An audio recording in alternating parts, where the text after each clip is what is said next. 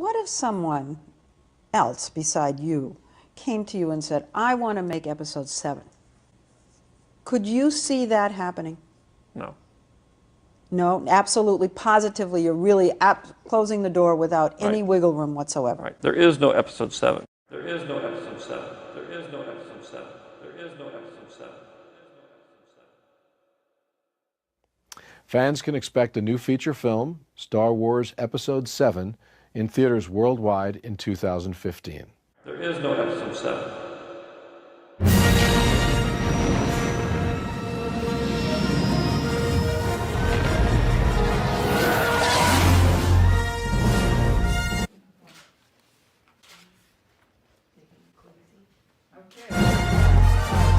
Lord Vader.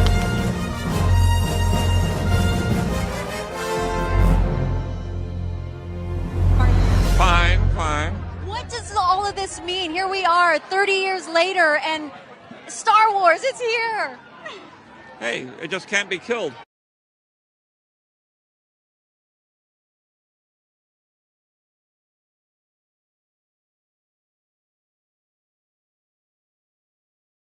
Wait, you're not going to be my movie, are you? You're not going to...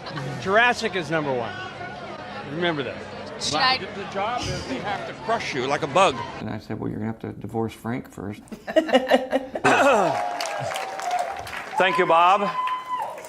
I'll first say you did a great job. Thank you very much. Coming from you, that means a lot. Well, it could have gone very bad. What advice do you have for Kathy? Good luck. I don't really care about you. I think I've done a good job. I loved your first film. Well, nobody else did. Well.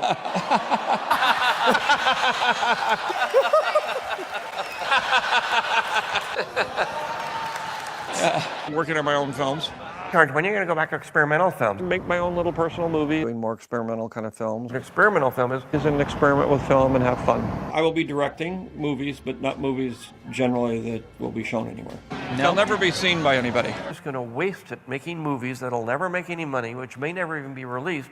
They're just films for myself and my friends. The three of us are here because we know what a great feeling it is to win an Academy Award for directing. Yeah, it was the greatest honor that I've ever received. No dangleweed here. Hey, guys, I never won an Academy Award. So why are you here? Oh! I don't know, I got nominated a couple of times. Well, anyway, the two of us know what a great honor it will be for one of the 5 nominees. Well, I just want to say Goongas. Spread out.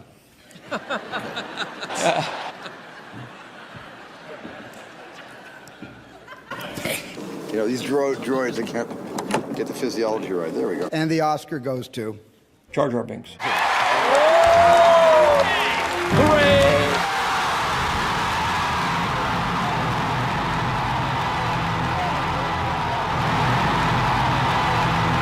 This is a first campaign in our effort to rule the universe. Actually,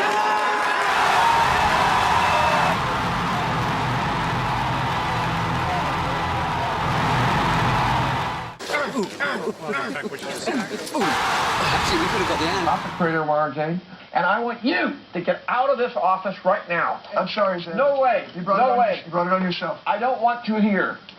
I'm sorry, George. I didn't think it would go like this. Out.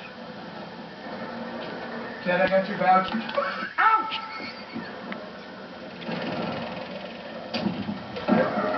There. Well, I would say... Shake. A lot of my friends have yachts. It wasn't for the women. I was working. I'm not even human. It worked out. I started working out really for Health most... reasons. No, I got divorced, so I said, I got to get in shape, you know. Garbly-gook. There may be some ghetto in this one. Many of the women are afraid of me, so that they sort of hover, but they never come close. I'm not sure, but I have a feeling I'm just going to lay there dead. I mean, I got drunk a few times, threw up, and said, this is stupid, I'm not going to do this. Yo, to come to the hood. Yeah, we get to go to a lot of different planets in the next one, so... I'm about as musical as a dead frog. I work out. You know, I treadmill and I stairs and weights and the whole deal. The whole deal. It doesn't work. Okay. But Mr. John Lucas. I said when George Lucas in Love, one of those sort of satirical porno films. Yeah, it's disgraceful. I wish. You know, a regular person's going to go nuts. You know, silly kind of love. It's fun to. So, you know. But in a way, he's the old model, replaced by Star Wars being the new Stormtrooper. Yeah. And then mostly I sit there looking miserable and quiet. Great. It's going to be great. That's going to be great. It's going to be great. That's going to be great. Well, it's like a big family. Gentlemen. So I can look and I can smile. It's very alive. It's real. And I can get them to come over, and I don't have to have a pickup line. And action. So that I'm I a can bachelor date. now. I'm a bachelor now. I got a date. So, and I've just done it ever since. And you know, I get encouragement from my doctor, and I get encouragement from. So what do you do? I mean, It's the same. somebody told me you already have 5 episodes already done already. Well, And I think that you'll change your life. Again, that's a long time ago. Although I'm going back to my elementary school 50th reunion. You're kidding. Yeah, next weekend. That'll be exciting. Maybe she'll be there. I'm hot, I can imagine. but I'm hot too. I'm cool. You know what I'm saying? I wish I could say the same. What could that be? May the force be with you. Her left Lucas at his Skywalker Ranch. Oh yeah. Oh yeah. So now you put her in S&M clothes. You have some weird, creepy little S&M thing going on, George. Buy a yacht, George. Buy a yacht. Build one. It's going to be great. You got to do it. I said, this thing is amazing. I basically buy what I love. You know, with Yoda, was he high or something? On this one? Yeah. No. Those of you who are here are the fans of Episode 1, and I love each and every one of you. Hooray! George Lucas, and I believe Mr. Lucas can hear us right now. Can you hear me, sir? Yes, I can. Terry Gannon with you, Chandra Wilson, and Ricardo Chavira from Desperate Housewives. 30-year anniversary. It's a nice way to spend it here, isn't it? Yeah, it's fantastic. Happy New Year, Grand Marshal. What is next for you, sir? Right now we're working on an animated TV series of Star Wars, and then I'm working on Indiana Jones, and I'm working on a film about the Tuskegee Airmen. That's right. We've got another Indiana Jones, right? We're Yep. working on it next year. But before all of that, you've got the coin toss this afternoon. So good luck with that. Yeah, well, we're still working on Indiana Jones, but hopefully we'll get it going. Great. Thanks for being with us here. George Okay. Lucas. George Lucas!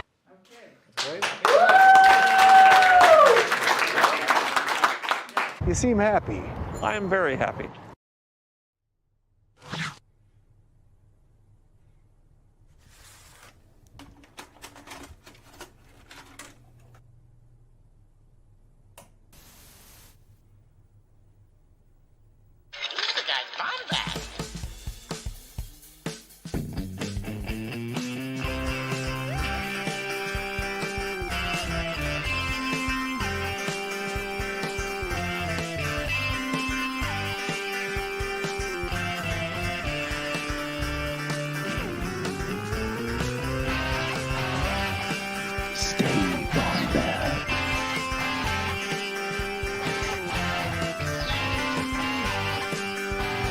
Welcome to the Bombadcast. Hi, Jerry. Hi, Scotty. How's it going there tonight, buddy? Fine. Fine. I just You say that entire that is a very well crafted just absolutely wonderful piece of filmmaking that you cobbled together there. And it was me and Eric, man. It was good. You and Eric cobbled that together, and frankly, it's one of my favorite things. It's when George, when they're like, "Hey, Star Wars, it's back," and George, the way he looks into Harrison's eyes and goes, "Hey, it just can't be killed." the cut is so good. It's pretty perfect. Yeah, what's up, everybody? How's it going out there Hey. tonight? very excited tonight. We got a good bit of people in the chat hanging out with us. Not you, Eric Elliott, Eric Cotterman. We got Miss Taylor. We got Eli, who just had a birthday. Hey, let's sing happy birthday for Eli. His 21st. Oh birthday. yes, Eli, I believe, was born with the year this came out, Birthday right? To you. Happy birthday to you. Eli. Happy birthday, dear Eli. Eli. Happy birthday to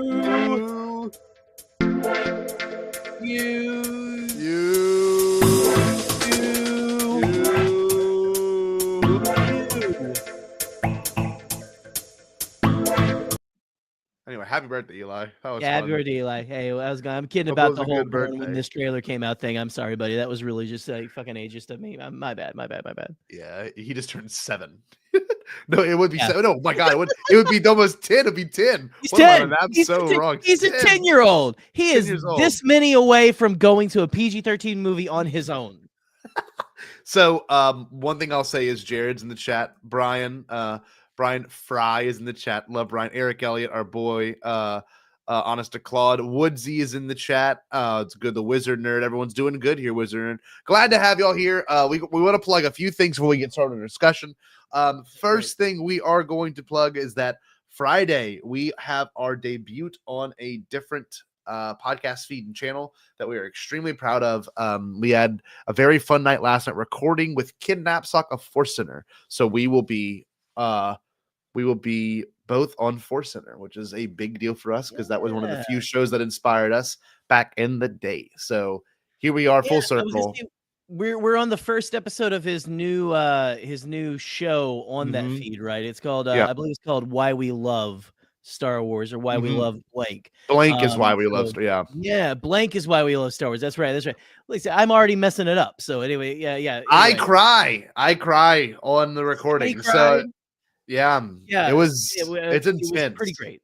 We talk about why we love Jar Jar and Ahmed Best and visual effects and the Phantom Menace. So I get pretty worked up at one point talking about Keller and Beck. So if you want to hear me cry or see me cry, go check out Force Center. It drops tomorrow, I believe. So yeah. And if you want to see me cry, just show up in the parking lot to work tomorrow about 5:30 in the morning, and pull up a seat. Yeah, just watch them. Watch them. So tonight, very excited with this. I can't believe it. Like this got me emotional thinking about it. I cannot believe coming up next week. I believe the date was the 28th, which is about, how many days is that from now? About 6 to 7 days, really. Next Thursday, because next Thursday, Bombadcast is taking a hiatus because of course, as you know, Thanksgiving. And in the following week is Skeleton Crew, which is a sort of Skeleton Crew coverage. But this week we had to talk about this. And it really does. It is a lifetime ago. A decade of our lives have gone by since this thing debuted. And I get a little freaked out thinking about that. I don't know about you. 10 long years. 10 years, dude. It's really crazy when you look at, and you can do this at any point in your life. You can look 10 years back where you are at this point. Eli, someday that's going to be a fun thing for you to do once you turn 20. And stuff like that. But if it is a weird thing, because life changes so much over time, and you don't really realize it while it's happening, but when you stop and look back just kind of at how things were at a certain point in time, it's kind of insane to just look at how different things were, and it was a completely different time. It was a different place that this thing dropped into our lives. We were all different people, can you remember? So so it was on Thanksgiving. So we were all. It was the day after. It was that Black Friday when we woke up and the trailer. I woke up really early to watch the trailer drop. I woke up at like 6 a.m. thinking the trailer would drop then, and then there was a big kerfuffle with the Apple trailers. It dropped. Okay. We have to give some preface here. Okay, hold on. Yeah, we got it. So we're going too deep already. No. As we should. I want to give some context. I was watching this on an iPhone 4S. I think I may still have it. This very preserved in amber, actually. And think about the size difference. I mean, this is what I watched this trailer on. This is what I showed this trailer on to my dad. Here we go. Here is an average iPhone 13 Pro Max. That's it right there. This was an iPhone 4S. So like it looks like a baby. It looks like a cookie. A cookie. I mean, come on. So yeah, I mean, I'll never forget. Can I tell you my story about this, and then you can tell your story? Please, everyone has this is kind of the point of the stream. Is we're going to send the call-in link a little bit later. We want you to share your stories of where you're at, but we're going to get it started a little bit early. Then we're going to we're going to look at the coverage of all of this and how that kind of unfolded as time went on. But I know exactly where I was at. I know exactly where I was at, and I can tell you. My grandfather, my Papa Cecil, who was Troy and I's grandfather, and of course my other cousins as well, my dad's dad, he was at MD Anderson. He had been fighting cancer since 2002. So it's been 12 years of constant, going to MD Anderson. He was one of the guys that took the experimental drugs. So like he didn't have like the regular chemotherapy, which is a good thing because I think they paid him to take these drugs in some ways, but also on top of it, it did prolong his life because it wasn't the typical. He had mesothelioma. So all that being said, it was rough. By that point, he had gotten very weak and frail, and we were in Houston for his treatments, and we all drove to Houston, and he had a little place MD Anderson put him up at, and we had Thanksgiving there. It was very unconventional. My cousin Troy, he had his 3DS, and I remember we just sat there, and it was just kind of weird. We watched football, it just didn't feel right. We took the little dog on a walk, Sophie, sweet little dog. And we were talking about, oh my God, we're getting a new Star Wars trailer. How weird is that? And so after that, we went Black Friday shopping, and it was just, I don't know, me and my cousins, my uncle. It was just a weird vibes. It didn't feel like we were normal Thanksgiving. Well, then we wake up the next morning, and of course, even at this point, I was not completely back in love with Star Wars. I had been keeping up with the leaks, which we'll look at. I had been keeping up with the set photo leaks as well. I was going to say, can I just say that I would have killed to I want to meet this different man because I've got a similar story. I'm going to let you finish. But just to think of you kind of like not really super into Star Wars. It's a weird concept because that's kind of been like the base of our relationship there. So that's very, very interesting. But please continue, please. So also the age of I was 19. So like I had just finished high school. This trailer came out my first year of college. So like I am just kind of finding myself on my own in a college that was about 45 minutes away from home, where very little of my friends came and went there. So mind you, I had just met Katie that October before, and this is the end of November. So like really weird life things are kind of already at play. I wasn't dating Katie at this point. But I watched this. I woke up and we were in a hotel, which is really kind of weird. And I woke up and it showed up on Apple trailers, which is where it was supposed to premiere. And I was swiping, and it never loaded in. So I kind of freaked out. I went to the bathroom, I shut the door, and I had headphones in, and I put it on there. And of course, we're going to watch it later and before we get the calls coming in. Yes. But I watched it, and I'm not kidding when I say something actually rewired in my head. Because the whole car ride home, I kept thinking, because it's about 4 hours from Baton Rouge, I want to go home and watch these movies again. It just did it. And so I watched it in the bathroom. It finally loaded into Apple trailers. I watch it, and I'll never forget, this is like my first, trailers have always kind of got to me, but this is the first one that was like, boom. And I went, and I immediately said that my dad had just woken up. And I said, Dad, I don't mean to freak you out, but you got to watch this.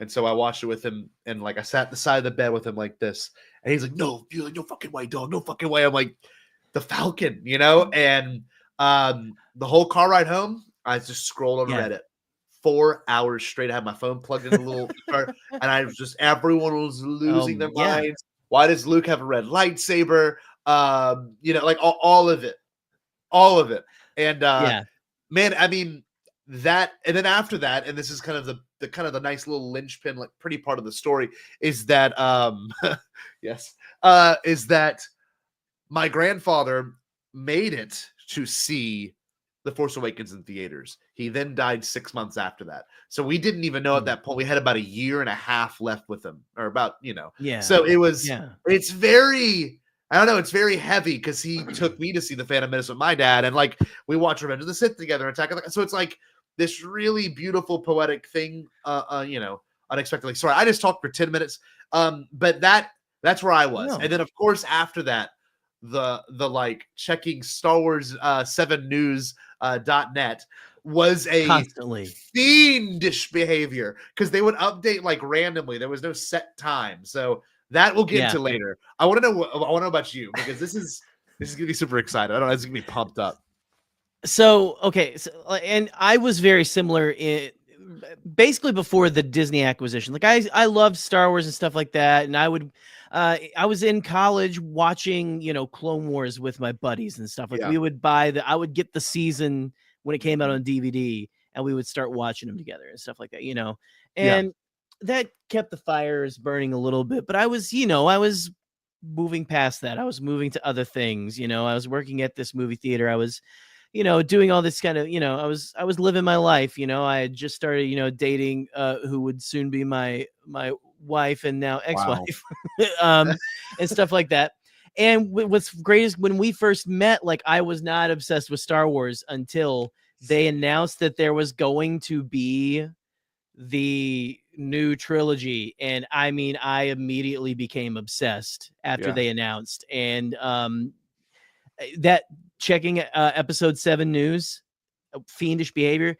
When I was a college recruiter for 2 or 3 years, 90% of my day was reading articles on that damn site. Oh, it was Star Wars 7 news. I just remembered it. Star Wars 7 news back then. Yeah. And I was scrolling through trying to find everything I possibly could on there, just like I had those giant wall calendars, like the office people have, where you plan out all your stuff. And I wrote on the day that it was going to premiere, like when I got my year calendar that it was coming out 2015, baby, here we go. I wrote it on the damn calendar and stuff like I'm ready.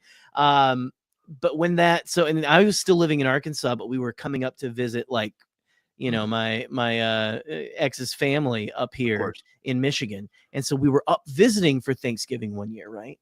Okay. With this year that the trailer drops.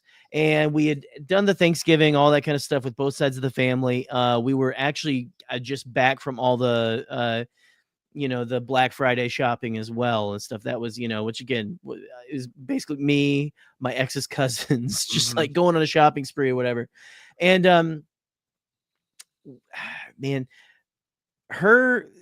one of her uncles and his kids are super into Star Wars. Yeah. And so we immediately hit it off. We were immediately just like talking about that stuff all the time. We went to see Last Jedi for the first time together, and everything. We all like, just like we were always like talking about this stuff and like where it could go and all that kind of stuff. And so I was with them at my ex's grandparents' house when I was like, oh, the trailer's here. Oh my God. The teaser's here, and we sat on there's like these little steps. They have like it's like a one level with like a basement like house, just like standard house. But they had like this like computer room, or it used to be a bedroom. I think it was like, kind of like a couple steps up into there, and with carpeted steps, and we just all sat on those like steps and watched this thing, like just crowded around my phone. And it was, I mean, just like the excitement of like just like talking about this kind of stuff, like just like, whoa, what was that with the cross guard lightsaber, whenever the cross guards ignite, I mean, it's a visceral response, I mean, just like noises that you probably shouldn't make in front of someone else's family, emit from your body. And it was crazy. It was a crazy time. And I don't know. Like you said, I can still remember. It's this and 9/11. You can remember exactly where you were on those days. The day the trailer came out. Look, thank you, Mike. I love you, baby. We are feeling Bombadcast. You know what's funny about that, Jerry? Mike, what's up? For us, it was a return to form. It was like, oh man. And there was also a little bit concern, and people still have that trepidation, but like I was like, man, this is going to be hard to pull off. How are they going to pull it off? And of course they did. We know the outcome. Right. But in that moment, I mean, the only thing, there was a handful of things that have leaked. And you know what? We already have someone waiting in the wings. I don't know if they're ready. If they give me a thumbs up, I'll know.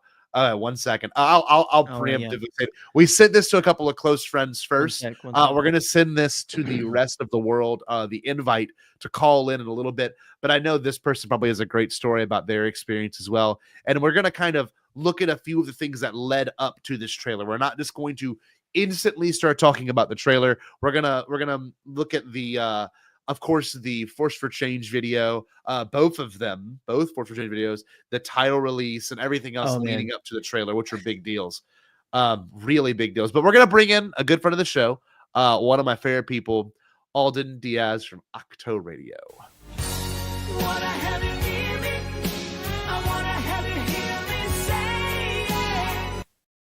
Hey, buddy. All right, full disclosure. I'm a little bomb-baked right now, but I had said earlier in the week that I had a story for this topic, and then I got here, and I've been here listening since the beginning of the episode, and both of your stories just like sent me back to such a place. Like, oh, dude, it's bad. The difference between 28 and 18, like leaving high school, but also going to a world with new Star Wars at the same time. Yeah, really, really, really different. So yeah, I mean, thanks for bringing me in now. I didn't know where you wanted to go. Yeah, I thought you would have some good things to talk about this part in particular, because I know you're a very reflective person. I know you on a very personal level, and this is the kind of thing that you I don't know, you probably ruminate on. What was it like for you? Where were you, Alden? So I want to preface this by saying, oh, dude, so many cool people in the chat. I know, it's actually awesome. What up? I hate that like I didn't wear like sunglasses to be cool. I wore them just so I could look semi-normal and not have my eyes all squinty. I feel like I showed up like David Lynch. I'll wear like, mine. It is Bombad again. Once again, it's a Thursday night. Yeah, so I want to preface this by referencing another day that we all, well, first of all, you said there are 2 days. I would also add we all know exactly where we were when Michael Jackson died. That's one that like my birthday. I viscerally remember. But then I also the Disney purchase in and of itself, I remember exactly where I was. Same. Like I came home from school and fuck homework, and I immediately opened up like all the normal websites, like that's right, kids. Superherohype.com, comic book resources, IGN, Screw Attack, and on the front page of IGN, it said, Disney buys Star Wars, Lucasfilm, blah, blah, blah. And then it was like episode 7 in production. And I lost it. So I could barely sleep because I never had a time where I was like out of love with it. Like I had, or not even out of love, but just like I never had to come back. I get what you guys are saying. Like there were things that took dominance, like of course, everything, superheroes or Harry Potter or Mass Effect, whatever it was.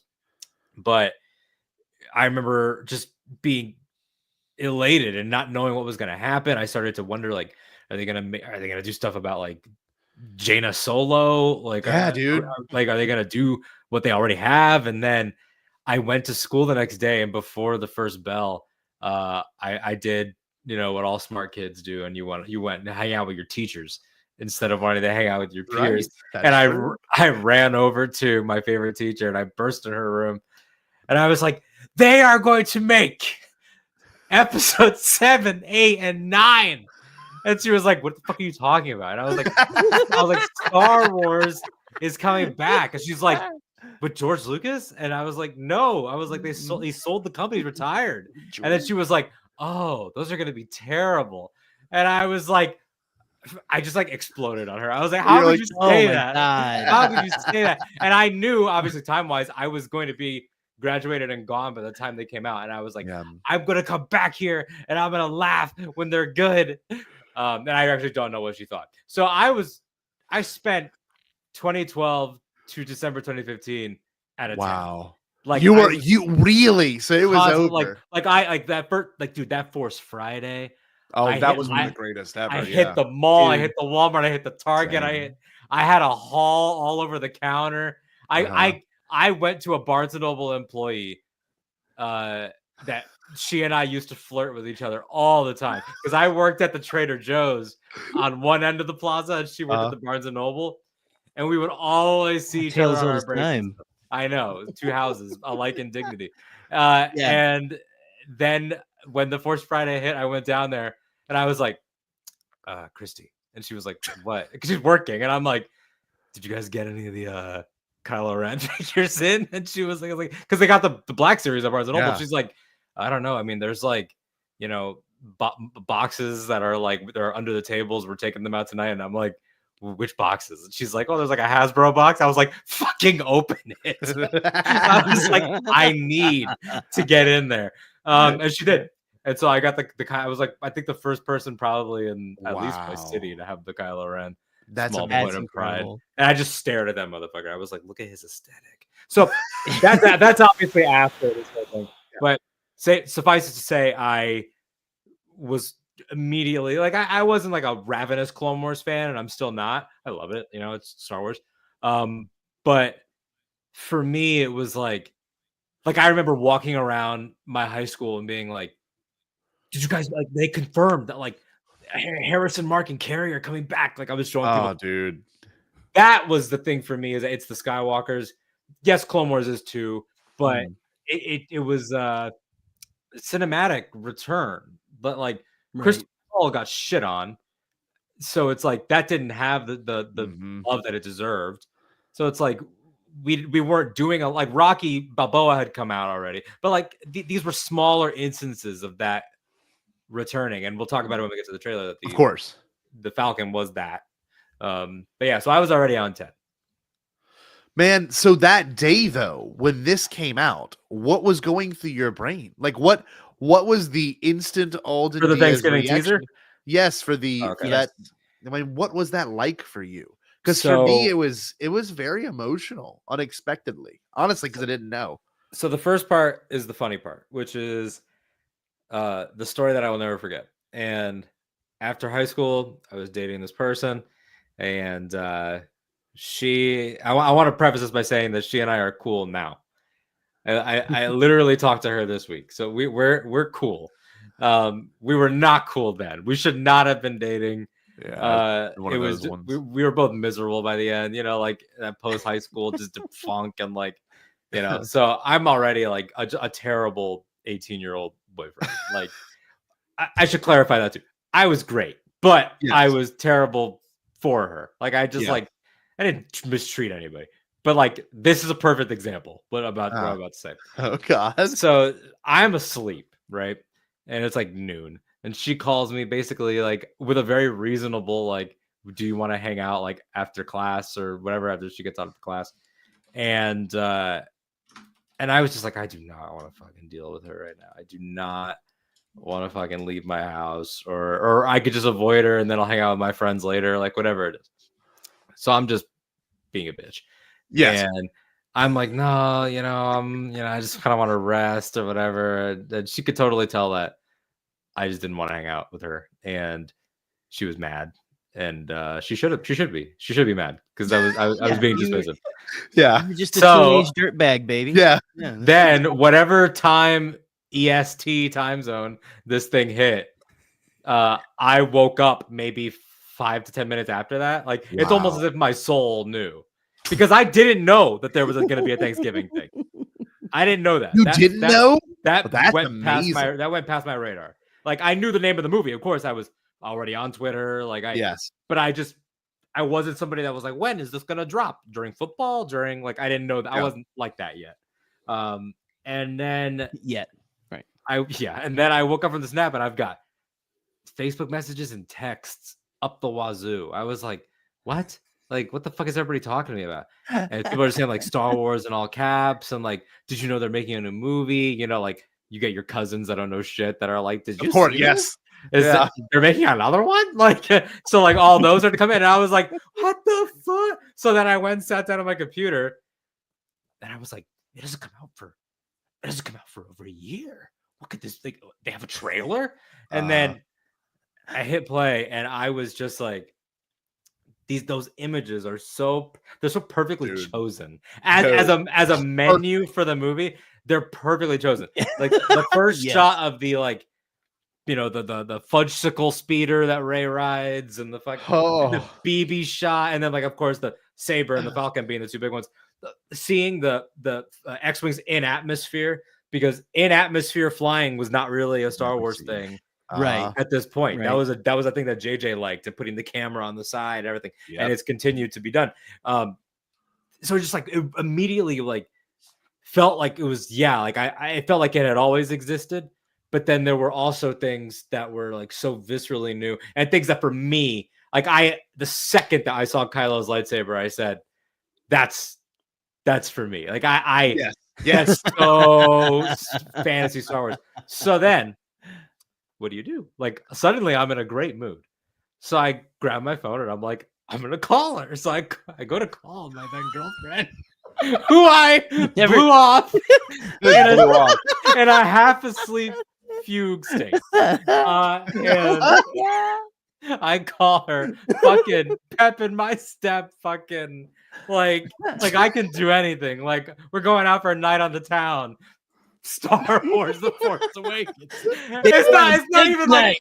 But what's hilarious is that like if you zoom out from our world, it's even more pathetic, because it's like it's not like a surprise, babe. A Star Wars movie is out. It's like no. A teaser for a movie a year from now got me out of bed.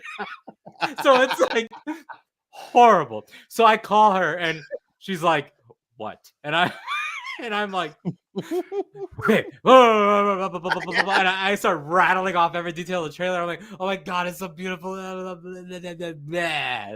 Force Awakens.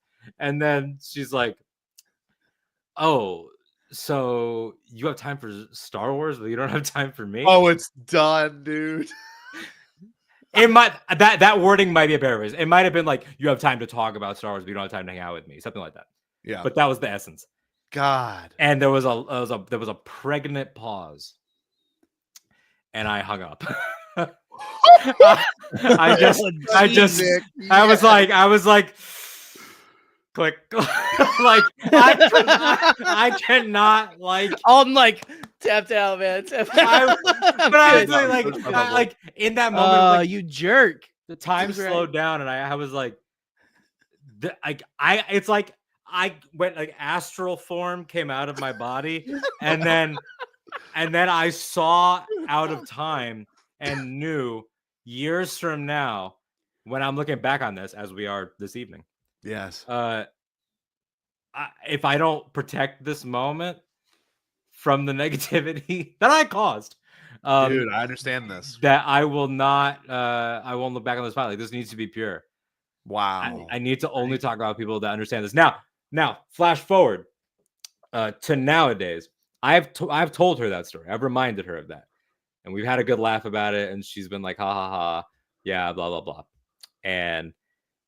But the irony is that now she is the one who's like, "I swear to God, I fucking hate it when people call me in the middle of the new Bad Batch. I'm gonna kill myself." Like, yes, she has become independently of me. Because there was like 5 or 6 years where we didn't speak. She found her way to Star Wars in her completely unique way on her own journey. Has Star Wars tats. That's and incredible.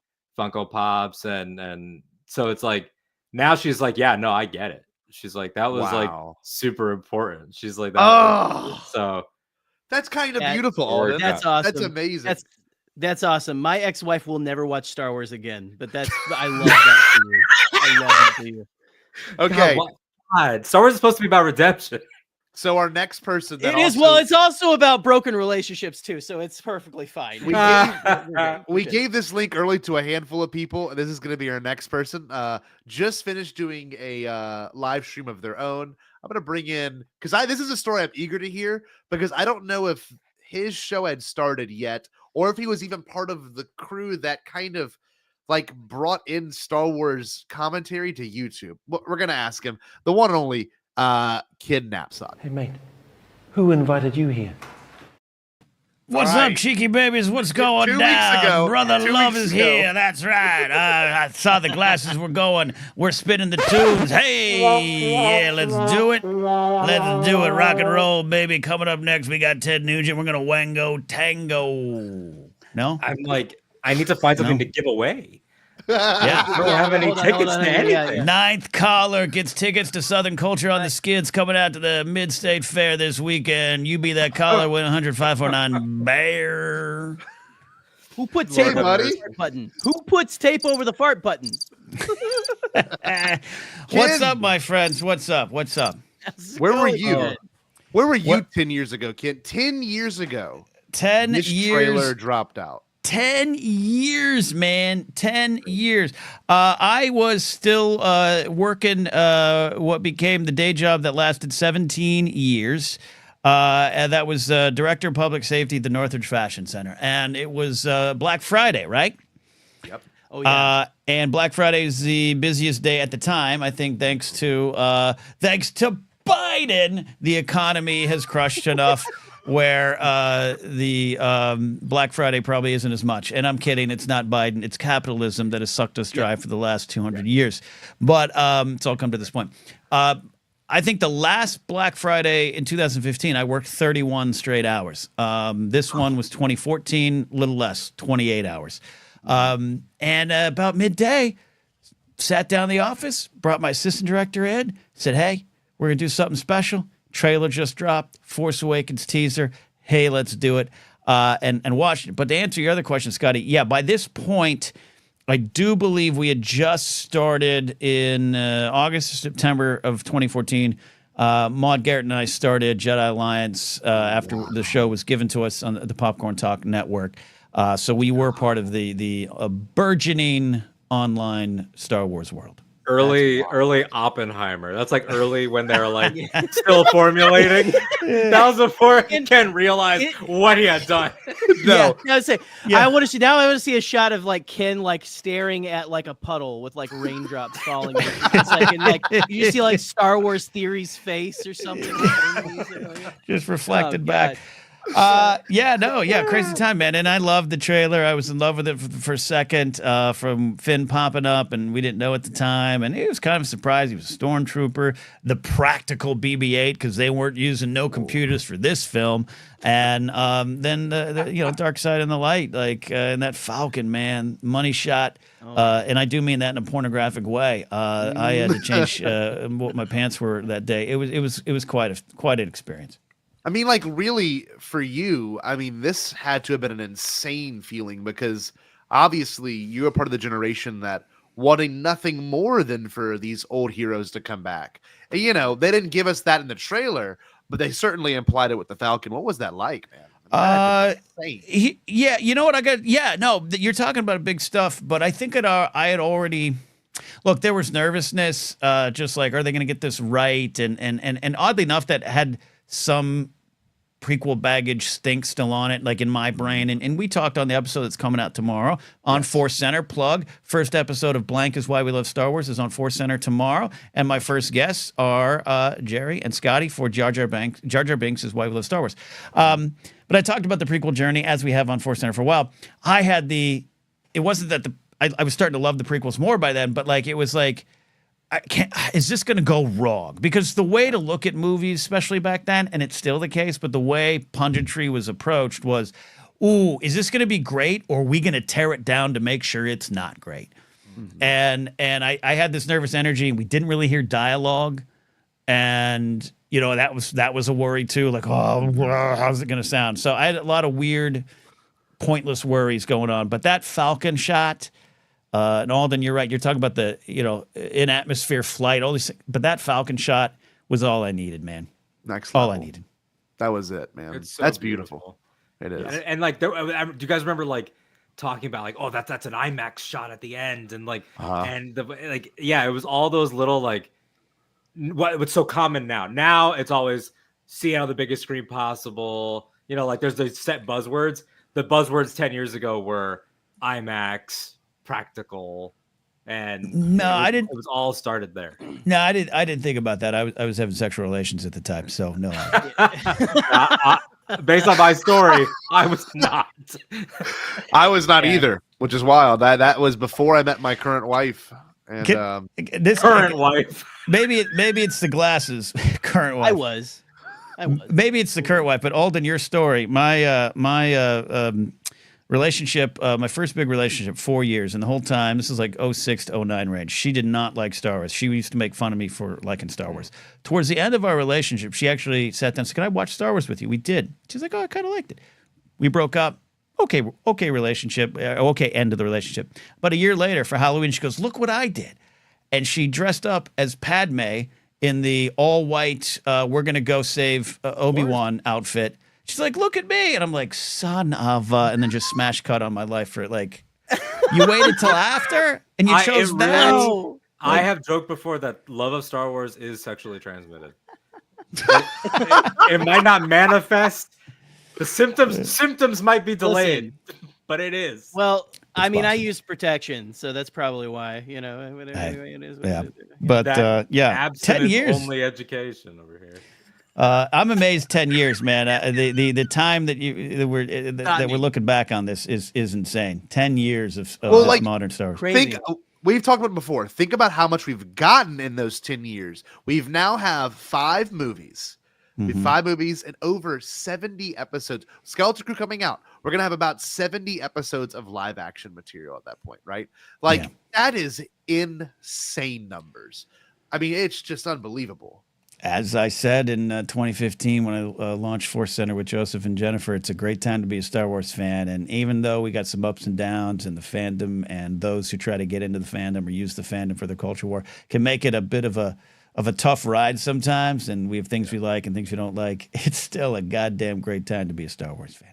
I agree. Thank you, Kim. I'm glad you could stop by. I don't wear a Dexter Jetster shirt for nothing around these Exactly. No, hell no. Yeah. Man, that's real.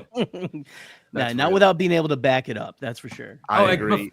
Can I just say while we have Ken here specifically as well, since you said that, Ken, about Dex, the way that this it influenced immediately by existing the conversation on the prequels and how big that is on Force Center and of course on Bombadcast of like loving them and appreciating them and exploring them. I remember this teaser causing a lot of this is how Star Wars is supposed to look. Like this is a scene. Oh, that was like we're past that green screen shit. This is how it's supposed to be. And I think that like in a weird way, that last gasp of bitter bullshit finally like that was it. Like we finally it's like the end of an Exorcist movie. Like we finally purged. And because once Force Awakens actually came out, you started to hear the cries from the streets of, "Hey, I actually kind of like those. Yes. Hey, I actually kind of like both." and then you started to get weird little, well, Force Awakens is safe. And then it was like, oh, so the prequel kids we're fighting back a little bit. I don't always agree with how, but it was really interesting. Hey, I always say like Maude Garrett and I were on air, and here it is, the fall of 2014, and we'd make our little prequel jokes, but done in love, like is there line like we were on the Jar Jar episode tomorrow, like Maxie Big the Force is just making those references, but kind of maybe with a little bit too much of a snicker. And we had people politely in our Jedi Alliance comment section saying, hey, those are my Star Wars films, man. And that was the first time I was like, oh, wait, other people exist? At all? Wow. You mean they have their own mirrors and toothbrushes too? I mean, they all didn't sit down to watch Return of the Jedi at the Fremont Theater in San Luis Obispo in May of 1983. They got to Star Wars other ways. Wow. Okay. Okay. Yeah. No.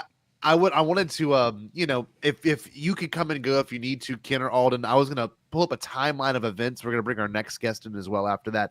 But for those You made that a don't timeline of events. oh yeah, let me get. Hold on, we got. Ken's yeah. face love you. locked. Okay. So like, I've got a bun in the oven. Literally, it's Hawaiian buns. I'm toasting for soup. But I want this timeline here. This is fascinating. this was a breakdown by Variety of everything as it came out with their articles linked. I can put this in the chat. It's really cool to look back on. Obviously, 10/30/2012, we had the announcement. I was in high school. I'll never forget talking about it. Then it gets interesting. I forgot about this. But they had the casting breakdown leak on bleedingcoolnews.com. And it said who they were looking for, which is very interesting. Then you've got J.J. Abrams and Lawrence Kasdan take the screen, because before it was Michael Arndt, and that was a big deal. Obviously, him and George had written the treatments for the whole entire sequel trilogy. And he was a huge get too. Like he franchise stuff. He was an Oscar caliber guy. He teaches story structure using A New Hope at universities. So it's like he had the I already love this sort of energy to him. Yeah, it was just insane to think. And Scotty, didn't the leak create everyone's like favorite shitty fan poster with like Donald Gleason Jedi and it like was that exact Andy one. Serkis? Yes. And, like, yes, that's right. But this best. This Michael Arndt thing was probably the most interesting part, because it I guess led way into like people really thinking George was heavily involved in the creation because he did have the treatments. But then JJ and Lawrence took it over. That was announced. Star Wars holds open casting calls in the UK. And then November of the same year the trailer came out, the release date was announced. And there was no name for it yet. It was still Star Wars Episode 7. And this is where it gets pretty cool. The first production photos came out in November of 2013. And that had R2D2 in it. You can actually click on it and they'll show like the photos and everything that was there. Adam Driver is cast as the villain. The guy from Girls? Yep, the guy from Girls, man. It's gonna be so cringe. I heard he was gonna be a Mandalorian.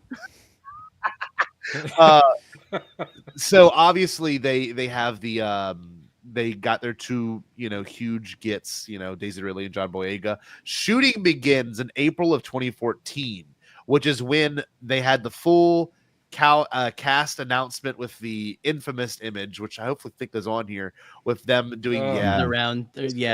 I looked at this image probably for like on and off for forever.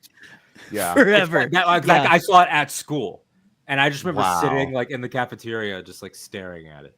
Let's see. There's a better photo of it. Maybe there is. Looks like people just hanging out in their college dorm. I love that. And she's between Harrison and Carrie, so she has to be their kid. That's intentional. Oh, they're seeded by chemistry.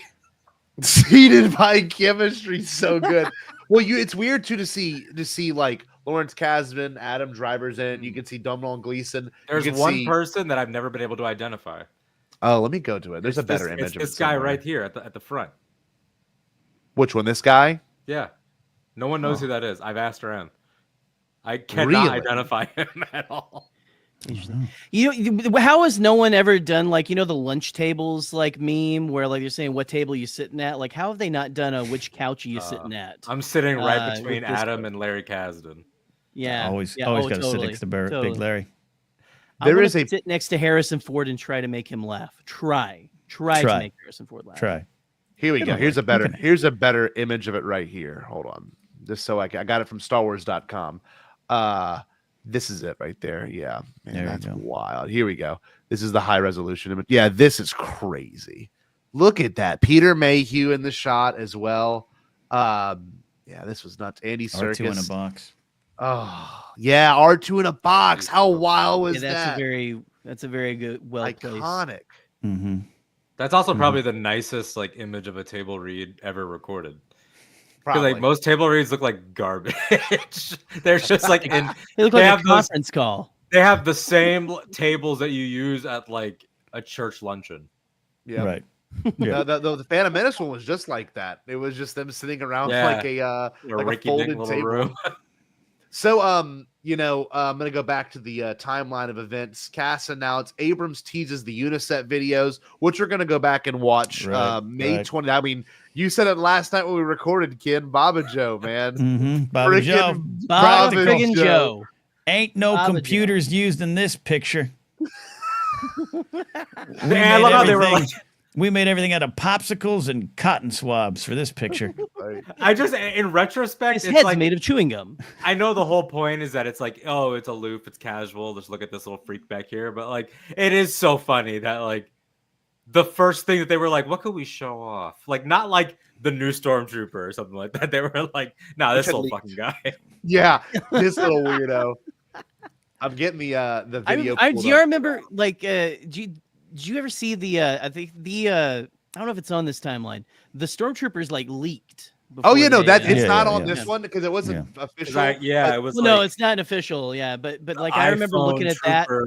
I remember like looking at that for hours too, going like, where are we going? Where are we going with this? What's happening? This was arguably one of the best ways to kick this off. This is a really good campaign. Absolutely, like genuinely good campaign. Hi, it's J.J. Abrams here on the set of Star Wars Episode 7 in lovely Abu Dhabi. All these people around that you hear and see are helping us make this movie, and it is an incredible thing. It's just surreal. I remember looking in the background, in this amazing place with these incredible people working on this film. Like a lot of you, I've been a Star Wars fan since I was a kid, so it's truly a surreal thing to be working on this movie. I can't believe it, and we're so grateful to all the Star Wars fans out there for their support and their patience that we would like to invite you to be part of the fun here. We want to put you in the movie, in Star Wars. So starting today, we're going to give you a chance to win a trip.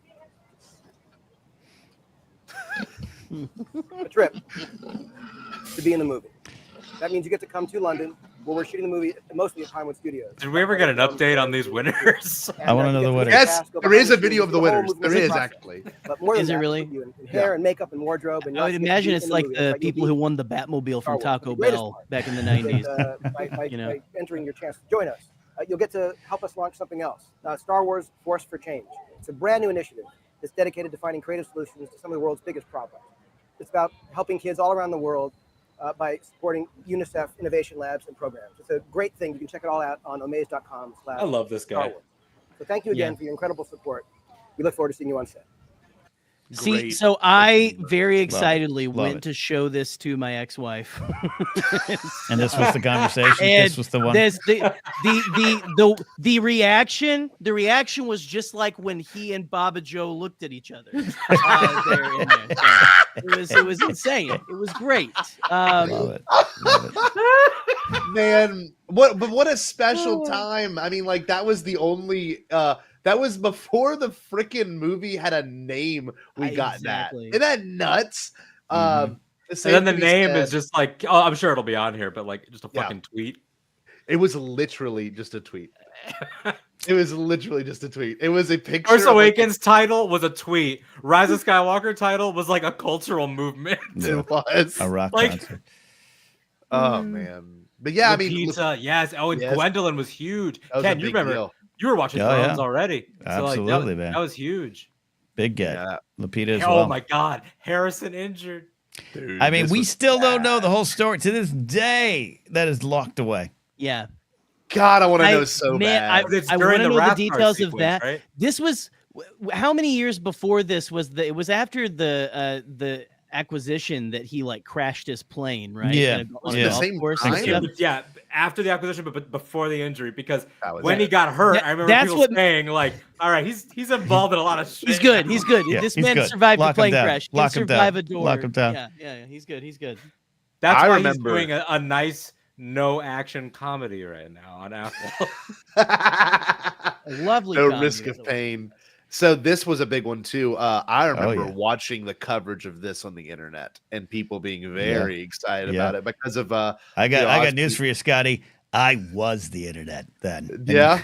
We had a lot of fun overreacting to this one. Oh man. Looper, he had already done the best episode of Breaking Bad, so he was the hot shit at the moment. Yeah. This is the X-Wing shot where he does the UNICEF video from the X-Wing, which is arguably to me better than Baba Joe, because this one has like this one was sort of shot like a movie. Watch this one.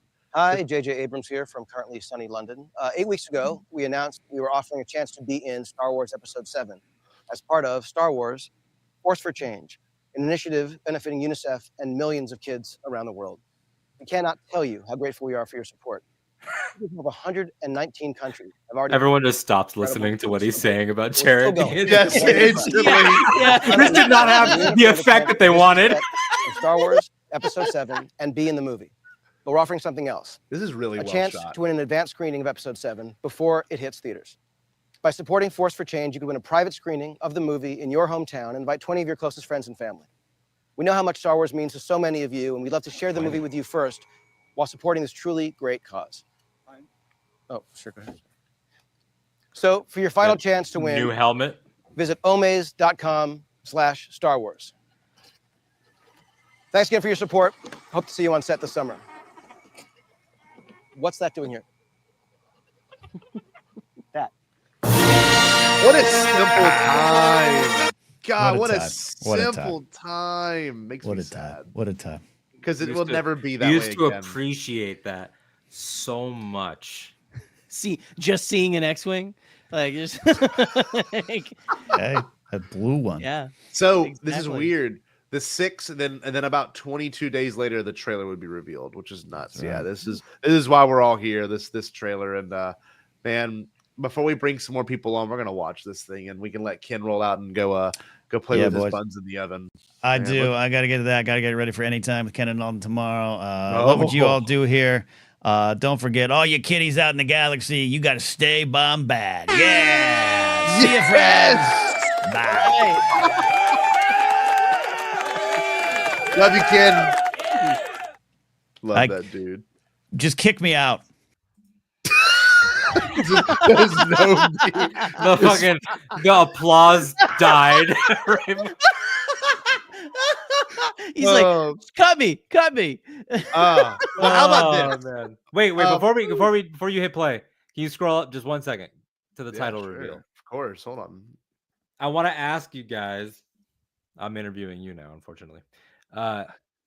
When the title came out, did you guys, like me, have to say all 6 titles and Yes. then the new one? Like, Yes. I read it Yeah. and I was like, I don't know if that feels right. And then I was like, The Phantom Menace, Attack of the Clones, and I just said them all out. And then The Force Awakens. I was like, oh no, yeah. That one's fucking awesome. That fits. That's so And I've good. done that for each of them. Yeah. I have to admit, it had to grow on me a little Did it bit. really? It had to grow on me a little bit. The only one, and maybe it's just why it's my favorite, The Last Jedi felt right. To me, that's the one that, and this did feel right, but it just like it was immediately. It's just that thing where it's like, okay, like you're saying, Alden, you had to like say it in there, and I had to like get it like burned into my brain to go like no. Okay, yeah, all right, here we are. Yeah. Yeah, I was gonna say this too before we bring our next guest in. That title was one of the few ones for me. This one at least was like instant. It was like, oh my god, The Force Awakens. What does that mean? Has it been asleep? And like there was a ton of awful memes that was like, the Forces have been asleep and now it's awakened. And it's like a picture of like something sleeping. I don't know. I'm just glad we're out of that shit. The Force Awakens from its nap. I have a T-shirt. That was a class. My You brother-in-law really do? got me. The Force Awakens from its nap. That's an in-law gift. 1,000%. It is. I don't know how long. I love my brother-in-law. By the way, he's amazing. I don't know how long you want to stay. You're more than welcome to stay the whole time. We have a couple of our really close friends in here. We're gonna send this I'll hang link for a out little a bit. little bit. Yeah. It was a tweet. It was literally a tweet. For those that don't know, it was just a freaking tweet. That was it. Tweet also announced highlights was a tentpole from Disney as a completed principal photography. I wonder if they have no link to. Oh, here it is. Here is the tweet right there. Star Wars: The Force Awakens is a completed principal photography. And this caused a little bit of wild. controversy as well because it was not technically called right. Star Wars Episode 7, The Force Awakens. Whereas the prequels were 1, 2, and 3 dash the title. Yep. Because is it Star Wars : Episode 1 dash title? I think or it's episode dash title, or is it dash and then colon? Man, I think it's Dashlyn Colon. Dashlyn Colon. Almost positive. Yeah. You see? Yeah, it's no, I'm sorry. You're right. I'm wrong. Star Wars colon episode 1 dash the Phantom Menace. Yeah, so it's always colon and then dash. And this one said, fuck all of that. It's just Star Wars colon, whatever the fuck the movie is. And that took a lot of getting used to, and I'm still not really a fan. Yeah. I always call them episodes 7 The Force Awakens episode. Yeah. I can't not. I don't blame you. Well, our next person coming in, good friend of our show, one of the best writers I know personally, our buddy Michael Jackson. Hey, mate, who invited you here?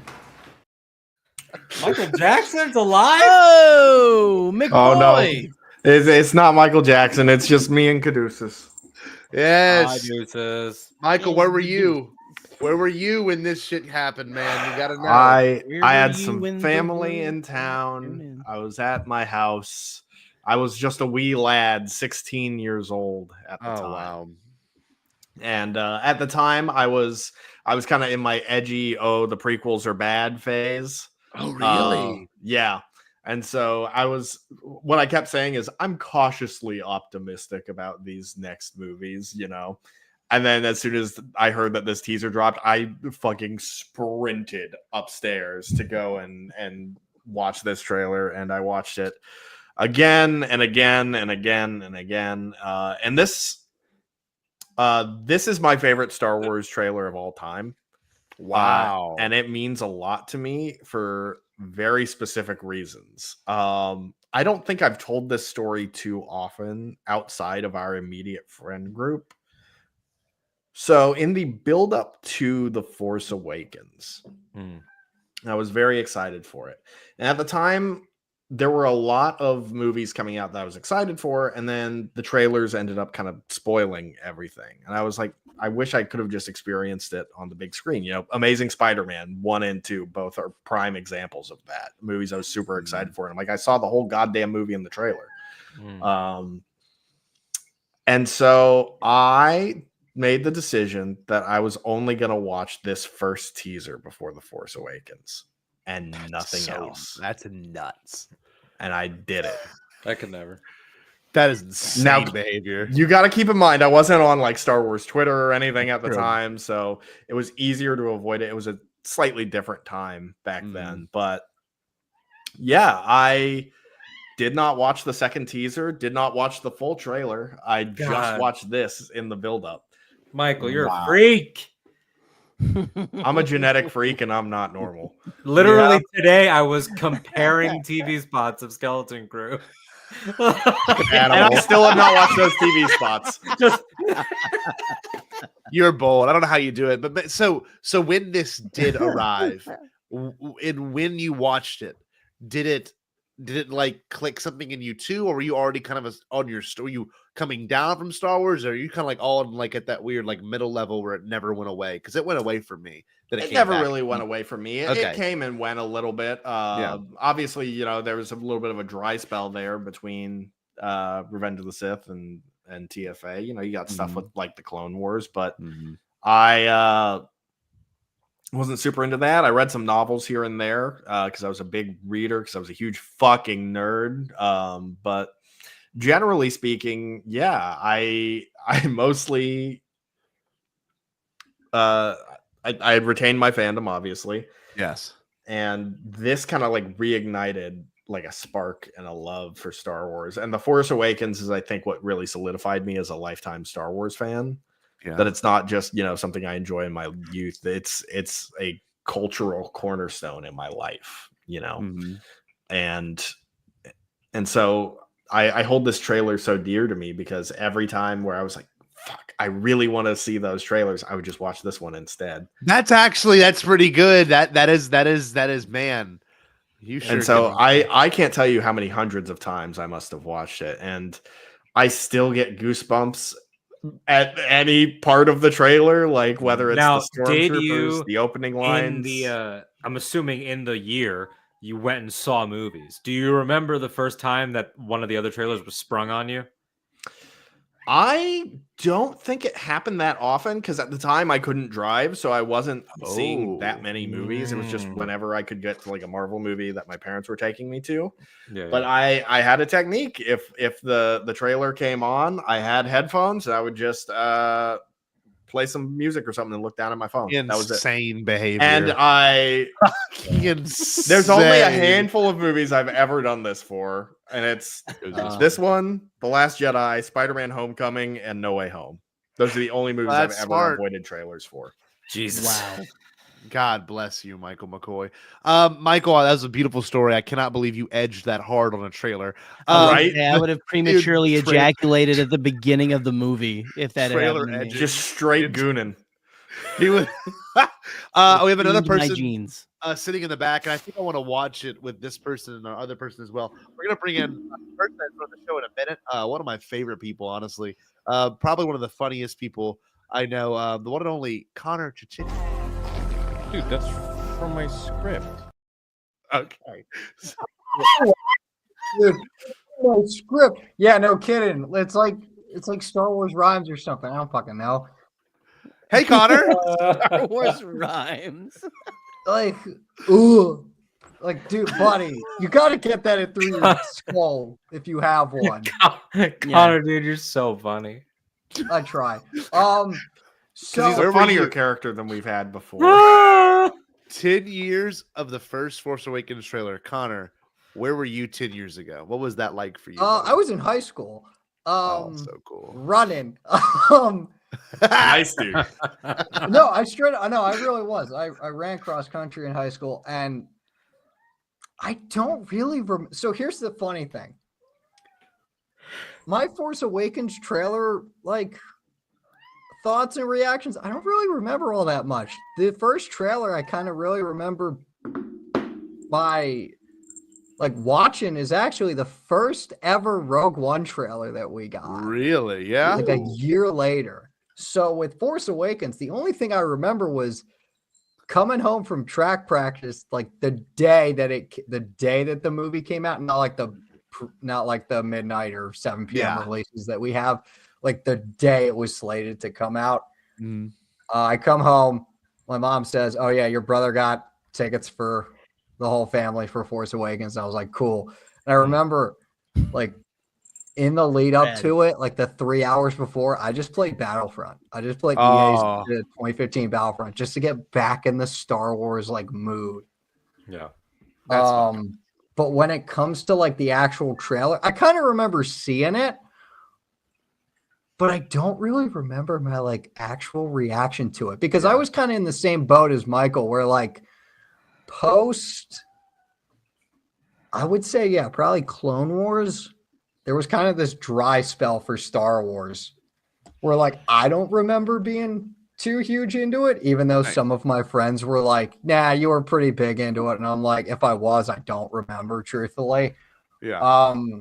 And I guess the only reason I don't really remember many of my reactions to Force Awakens before it came out was because I was in high school and there was that still like routine that I had. Whereas with college, it was like I had free time. Yes, of course. Yeah, exactly. It was Star Wars. So which makes sense. Here's a random question. Were any of us watching Rebels before TFA came out? Yes. No. Yes, I was. And I'm glad you brought that up. I'm glad you brought that up. I kind of regret it. Because it created a culture of us looking for the connections that the company wasn't quite ready to make yet. Yeah. Like nowadays, we've broken through so many barriers. You know, I would say the final barrier was Cobb Vanth showing up in live action. Once that happened, it was like anything can happen because he's from the fucking interludes of a book. He's not even from a comic. He doesn't even have a look. Yeah, dude. He doesn't have a visual. So it's like we've cleared this. But back then, they told us it was a unified canon in 2014 because they had to exercise the EU into Legends and create the Legends banner. So we knew obviously this Disney XD cartoon, whatever this is, whatever this thing that doesn't look as cool as Clone Wars, but ended up being about 10 times better, we knew it counted. So immediately everybody, like oh, so is this Kanan guy? Is he going to be involved? Well, no, because it's before New Hope, so he has to die.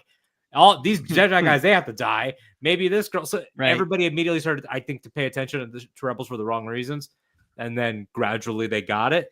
But I remember being super skeptical of Rebels because of the animation style, which I now love. But like, of course, the first time I saw it on a poster in the mall next to the Disney store, and I was like, "This, what? He's got a slingshot? Like, is this what is the new movie gonna be like this? Like, is it gonna be like?" Doesn't even more sound like goofy? you anymore. Yeah, Honestly, no, not at all. Not at all. Funny enough, with Rebels, I remember the only season I remember watching when it released was season 4. Yeah, I didn't watch. Well, I watched a little bit of season 3 as it aired. I watched Twin Sons in the finale, but I did not watch season 1 as it aired. But my senior year of high school was when TFA was coming out, and I think in like September, in the timeline of the buildup, my class went on our senior trip to Chicago. And I remember buying the Blu-ray of season 1 of Rebels as like an impulse buy and falling in love with that show after the fact. And so that's like a huge part of like my fondness for the build-up. I also, like, as much as I was like not watching trailers, I was looking at some of like the merchandise and stuff. So I would buy Funko Pops. Oh wow, which I know is it's like the most spoilery of items these days. Yes. I'm just saying. Yeah. Frankly, but I remember so many character names. The first one I bought was also in Chicago. It was this Kylo Ren right here. Amazing. Hell yeah. And so I got this one. That was back when all Funkos had that pose. Yeah. Yes. Before they started to come up. And so I got this one. I got the Phasma one during like Black Friday or something like that. And then a First Order Stormtrooper, Snow Trooper, Flame Trooper. I guess I just collected First Order ones in the build-up, but little Nazi. And I love that. I have to tell y'all how I watched because I was like, again, after the announcement of all that kind of stuff, I told you that I became I was like addicted to cocaine. Yeah, that's exactly what happened to me. Stuff like that. And so when Rebels was coming out, this is how I watched Rebels. Okay. I found like a second party site on because I didn't have cable at the time. Hell so yeah. I was like watching it through like You are torrent cable. sites and stuff like that. Like while I was driving to schools to recruit kids to come to college, I was like on my lunch breaks, just like, like I was like finding these and like, like shooting up in my car. You get the spoon. You get the spoon. Yeah, exactly. Give me the Hera episode.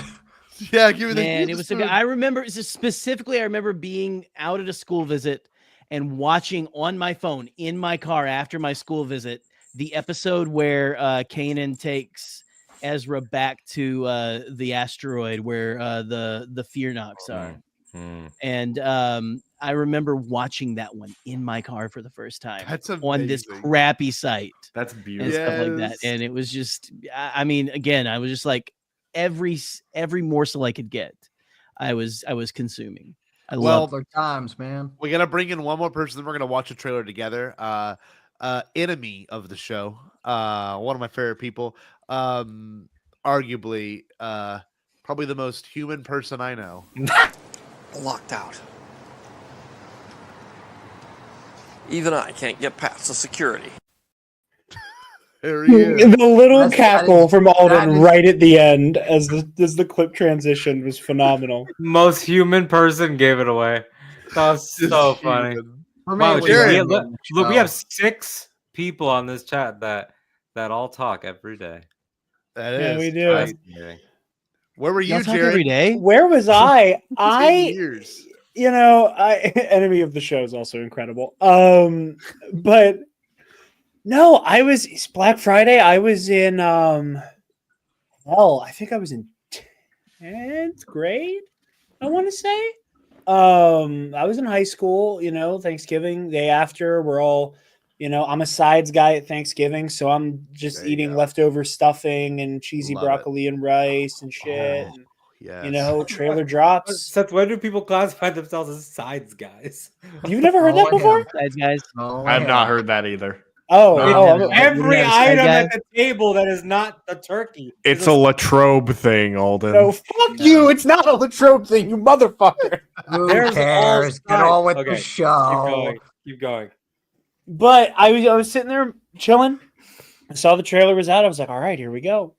And I sat there and I watched it and I went, okay. And then I watched it again and I went, okay. And I just kept watching it. Because I was like waiting, because I had this like elation of, oh my God, Star Wars is back. Because I never had a moment. There was never a moment for me where I there was like another awesome. like the MCU never superseded Star Wars for me. Yeah. I never got to that point. I had always said ever since I was a teenager, I was like, Marvel is my second love and DC is my side bitch. But for the entirety of my life, will I always be a Star Wars fan first and foremost. Yeah. And I had this like weird reaction where like I wasn't like fully sold by this first trailer, because I think I had this reaction because, Michael, not dissimilarly to you, I was kind of in that like the prequels are bad, but I also kind of had like they're messy, but this is my mess, you know, where I was like, I was proud of the fact that I loved the Phantom Menace, and I loved Revenge of the Sith. Those movies were a lot closer for me at the time than they are now. And I was just like, I think that was the moment I realized that I was like, I'm not like a dyed-in-the-wool original trilogy person, you know? Because it's like everything about this trailer is screaming, like, not in like a bad faith memberberry kind of way, but like in like a, do you remember what the original trilogy felt like? And for me, I was like, the answer to that question is no, I wasn't there. Damn. Yeah. You know, I came up on the original trilogy VHSs at the same time as the prequels. I was a little bit like it was a little bit more like I was watching Phantom Menace and Attack of the Clones on VHS more than I was watching the OT.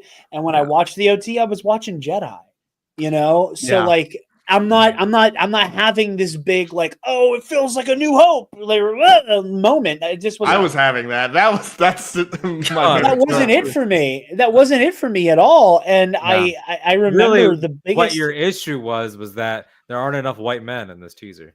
Oh, fuck up, Alden. One of the keep the group chat bits out of the live stream, for fuck's sake, Mr. Producer Extraordinaire.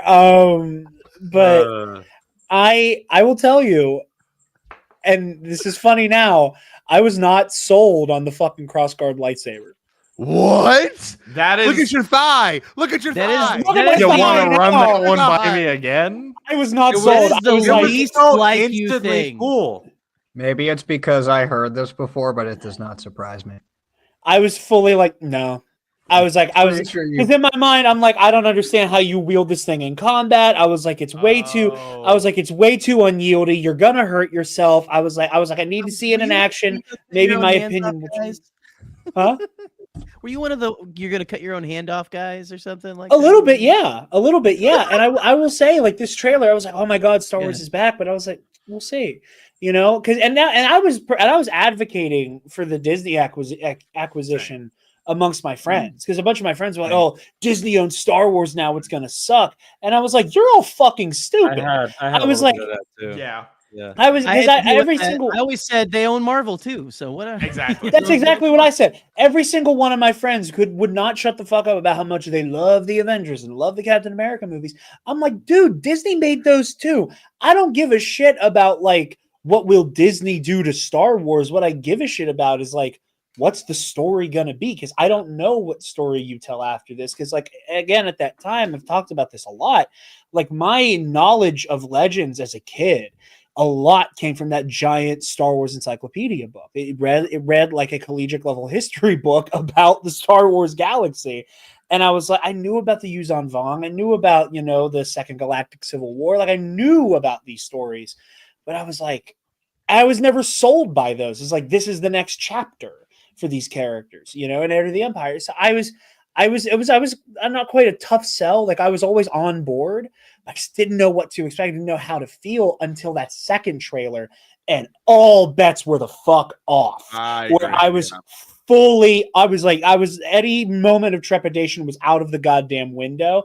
And yeah, maybe part of that was me realizing that Kylo Ren was just as big a Darth Vader fanboy as I was. But if you didn't react to to what is affectionately known as the "We're Home" trailer, if you didn't react to that, like Christ had come back, you were dead. You were dead. And again, we were in the throes of edgelord Jared time because I was like, "Oh, that's neat. I will finish what you started." I couldn't stop, and I did the opposite of Michael. He was trailer edging. I was trailer gooning. I watched every single trailer, every single TV spot. There was Force Awakens Japanese trailer that had a few more shots. Oh my God! Yes, the shot of her in front of the down Star Destroyer changed my mind. Man. This is one of my favorite stories to tell. We were a couple days before, or the day before the movie came out, or the day of, and we all went that night. We were like, okay, what are our final thoughts on what's going to happen in the movie? And I sat down at my lunch table, and because I consumed every millisecond of fucking footage, predicted the entire movie, start top to bottom, what was going to happen. And I made a bet with Levi, one of the formerly Nerd Academy person. I made a bet with him. It was the easiest $20 I ever made in my goddamn life. The only thing I got wrong was that I thought they were going to be on Kashyyyk and it was Takodana. There was like one shot on Takodana that did not look quite, at least to me, quite like the other shots at Takodana. That I was like, oh, and especially because the Aftermath books were setting up Chewie and Han like liberating Kashyyyk. I was like, oh, that's going to play a role in the resistance. Or no, it was Dakar. I thought was Kashyyyk, and I was like, the resistance base is going to be based on Kashyyyk because they made such a point of pointing out that like they've liberated it back from the Empire. I was like just rapid fire, but I was like. Yeah, that was my big thing. I was like, "Oh, Kylo Ren is the new Jason Solo. This is our new Darth Caedus." Yeah. And At least you weren't one of those people theorizing that Hux was Luke's secret son.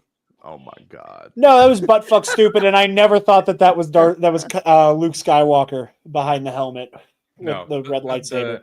The Kylo. First of all, the Kylo is Luke. People were stupid. Kylo Ren. Adam Driver had already wore the costume in Vanity Fair. So with his helmet off. So that never made any fucking sense to me. But those people make me want to kill myself. The thing about before we actually, before we see this thing, I just want to emphasize like something I said before, which is that in that vein of like, where's Luke? Because where's Luke became a part of the marketing.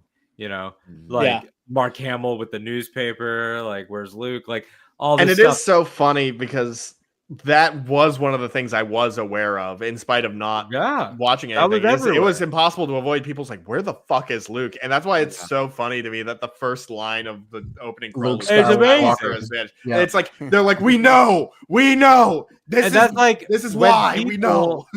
So that's what I'm gonna say is that when people like talk about this movie being safe, it's like if you told us, in 2005 after Sith, or if you told us in 2008 when we were on Cartoon Network watching fucking Clone Wars, or if you told us in 2012 when the company got sold that 7 was going to be made, but they were going to kill Han, not show Luke until the last like 30 seconds of footage, and that they were going to then kill Leia and Luke and one per movie, like, and it was going to be all new characters. Oh, and Han and Leia's are going to have a son who's the villain. Like, it sounds insane. Because last one people were prepped for a little bit, but other than that, everything else is bonkers. Sure, but even then, like, even if they knew, it's like, oh yeah, we're deleting all the kids except one, and he's gonna be. Dude, I got spoiled on Han's death. Nuts. I didn't get spoiled on Han's death, but that was my only spoiler too. I definitely expected it. And that was another one I called. I'm like, Kylo Ren's gonna kill Han Solo. So I'll tell you mine. I don't think anybody knew what they were gonna do with Luke, though.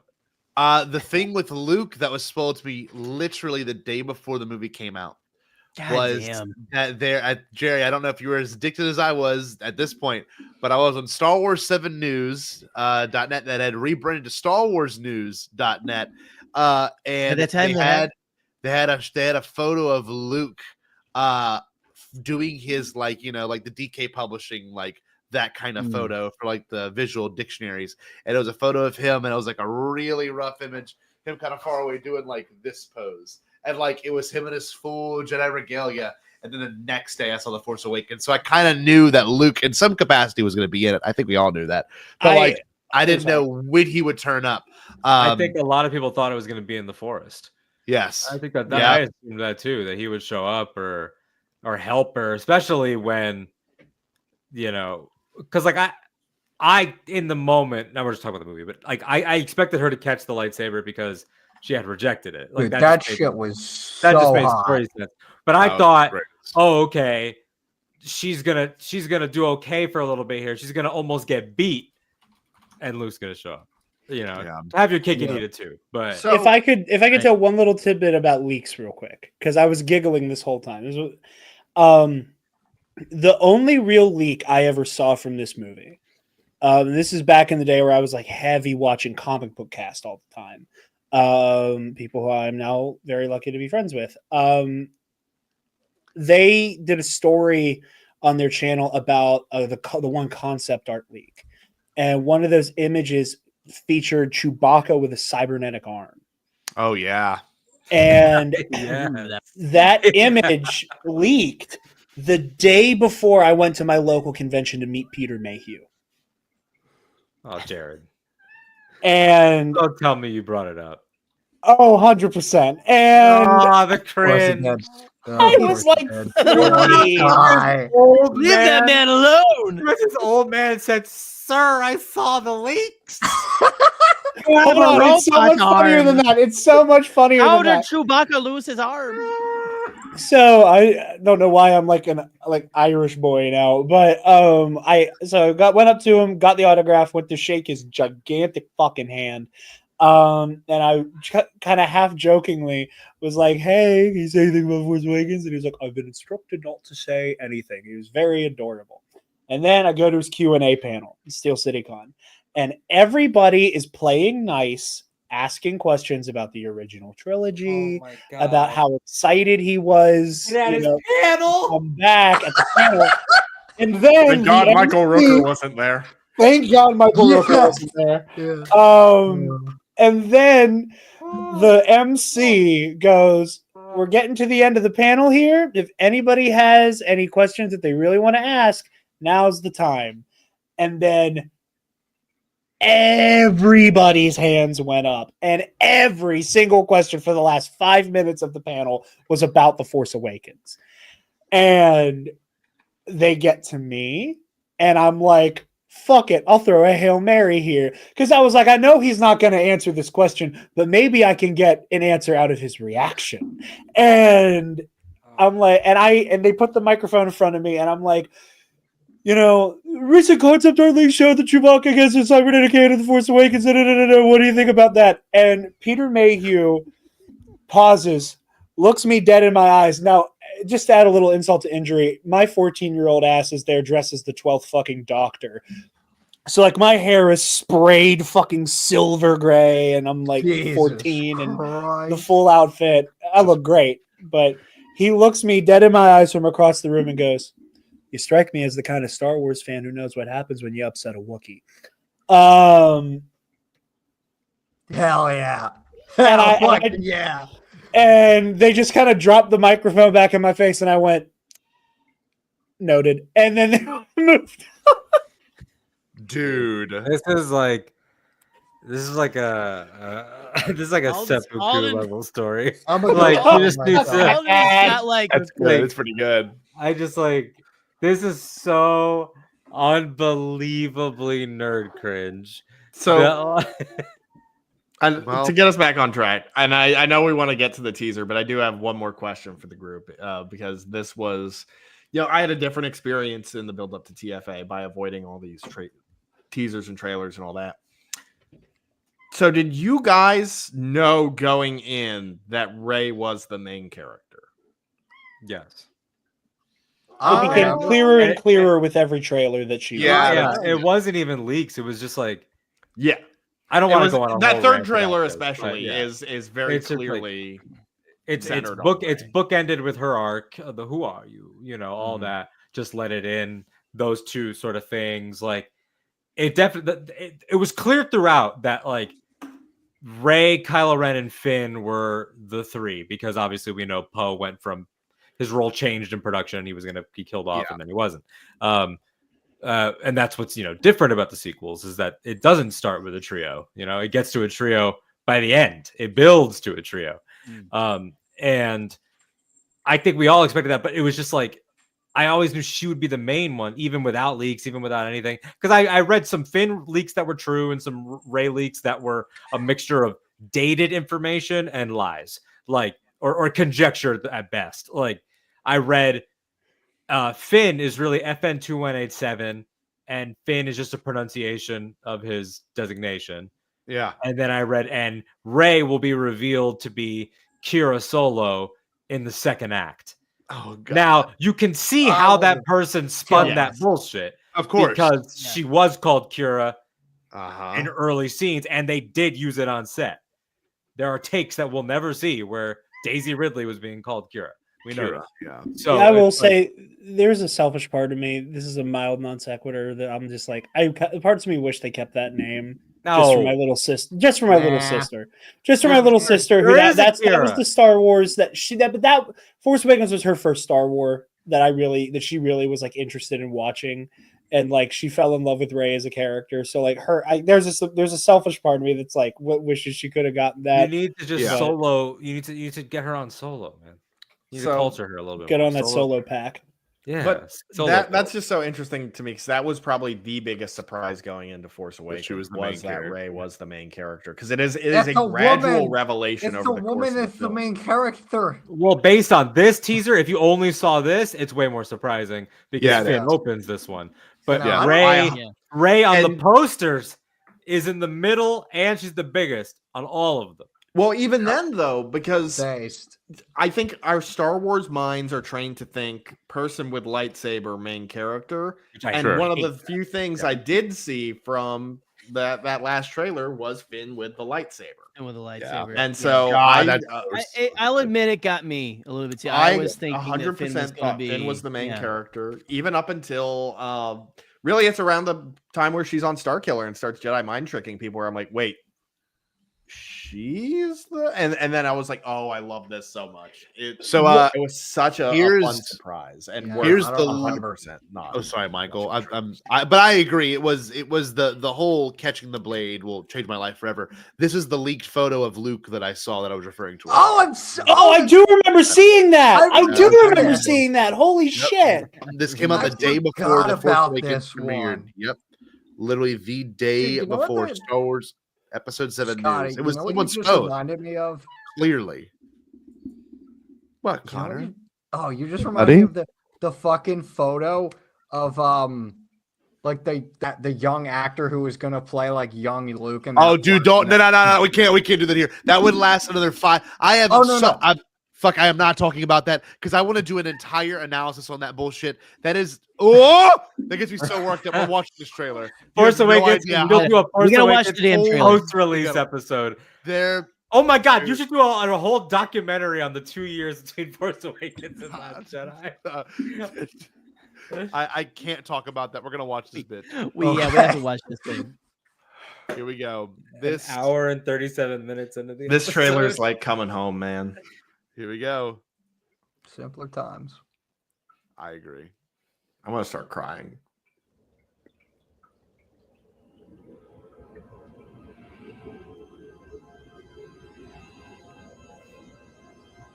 There has been an awakening. Have you felt it?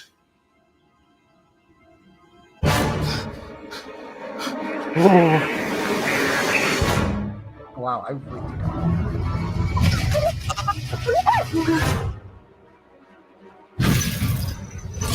Okay, that's right.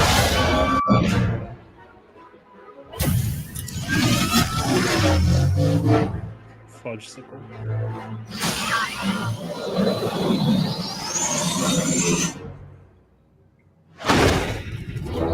The dark side. And the light.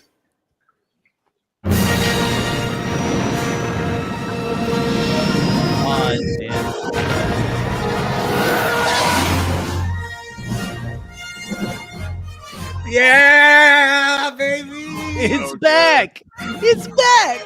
I'm so emotional right now, y'all. Here we go. Best part. Right here.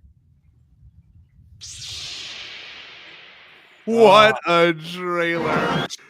Also, the Wow. fucking fact, it doesn't. First of all, it doesn't start with the Lucasfilm logo. You're thrown right in.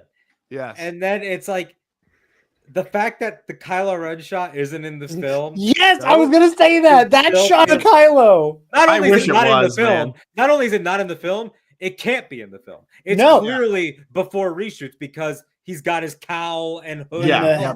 Yep, So the it's like- cowl's the cowl and the hood. Is It's the big from thing. a complete. It's either from test footage or a rework. So it's like that's fascinating. And then he doesn't even have the same stance. He's like more crouchy. Yeah, it honestly feels like test footage more than anything. I remember seeing that and being like, I think bullshit. Gwendolyn Christie is Kylo Ren because this was before Vanity Fair, and I was like, oh, the way she moves so aggressive. That would Well, actually be super sick. This isn't in the trailer. Imagine This a isn't world in where the that's movie, is it? reality, Alden. I do. This wasn't in the movie, was it? This No. shot isn't. This shot is not. And like, This what whole is she bit even of her running from? frantically? Yeah. And then like speeding off into the like it's a Nina. That's Oh, in the yeah. movie. I feel Yeah, like. but I it's feel from a like different that angle. shot. But yeah. I think it's flipped. Um, So wild. so This- how long did you sit there like trying to figure out who the voice was at the beginning though? Oh God, I didn't I even did think for a about little that. bit. I remember people being like, "Is that Max von Sydow?" Oh my God, I remember yes. that was a big that was everyone's big guess. God, everyone saying this is Tatooine was my favorite. Every person was I like, thought it. Tatooine, I won't Tatooine, lie. I Tatooine. thought it. I thought it was Tatooine as well. Yeah. We didn't know that wasn't Tatooine until the second trailer. Yeah. Because I remember seeing the second trailer while I was on a field trip for choir. Yeah. And then because it was this trailer and then the Batman v Superman trailer all dropped at I want to say it was Comic-Con. It feels like it was early for it to be Comic-Con. San Diego, that is. But they both dropped like in the same weekend. And I remember we were all talking about it, and one of the chaperones was like reading an article like on their phone. It was like me and all the fucking nerds and one of the nerd kids' dads were like, it's a new planet called Jakku. And I was like, oh, why is there another planet that happens to be a desert? This shit's the best.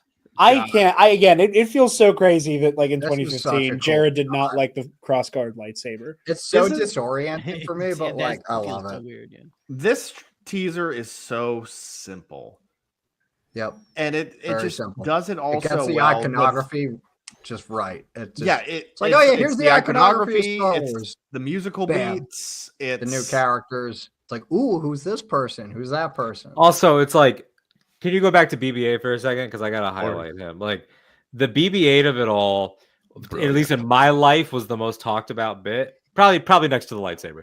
The lightsaber was, and it was like, who is this guy? I remember people. Is this a main character? Is this someone we only see for one shot and never again? Because it's Star Wars, you never know. Like, is this the droid? And I remember instantly seeing like some of the first Star Wars fan art or first Force Awakens fan art was of BB-8. Yes. And people talking about like, oh, how creative and simple that is, and like, I instantly felt like BB-8 left an impression on me for sure. I think it was I thought instantly about it a lot. iconic. Yeah. See, I'll never forget the argument of like balls can't roll on sand, metal balls can't roll on sand. Like Neil deGrasse Tyson Jeff would Yule like can't melt pick steel apart. beams. he would Neil pick deGrasse apart- Tyson He was is my worse. least favorite nerd, maybe ever. And yeah, fuck that guy. He I'm deserves glad- nothing. Yeah, he guy sucks Yeah, for a lot of it- reasons. But like, of course, we got the official first look at the iPhone stormtroopers, the Apple. My favorite God, nice cod piece. Yeah, yeah, and I love the leaked images that came before this. Of course, this is probably my favorite part of the trailer. Just the music is good, and I don't know if y'all noticed. Even I'm sure you did. Why am I saying this? But like you heard the probe droid. Oh man, I was just like he's on the run. Boyega looks like a baby, dude. Yes, he looks does. so young. Yeah. Let's watch it one more time with audio. Then we're gonna get some other callers in because we gotta keep this thing moving. Yeah, I'm gonna bounce after this one, but I'll see. I'm- again. Yeah, Same. same probably. I might ride shotgun for a little bit longer. I need sleep. God, this was so fucking good. I think it was honestly the third trailer that really got me. Awakening. Oh yeah, Benedict Cumberbatch. I forgot about that. Yep, I thought this for a little while. Oh, that's I did as right. well. I forgot about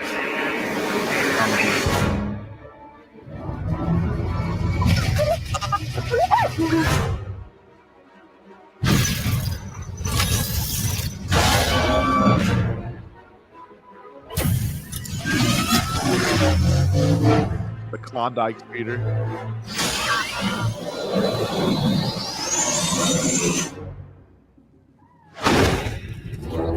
The dark side.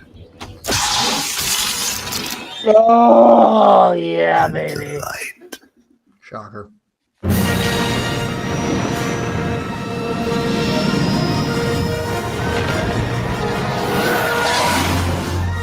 Honestly, with the benefit of hindsight and everything, it's not hard to not hear it as oh yeah, that's Andy Serkis.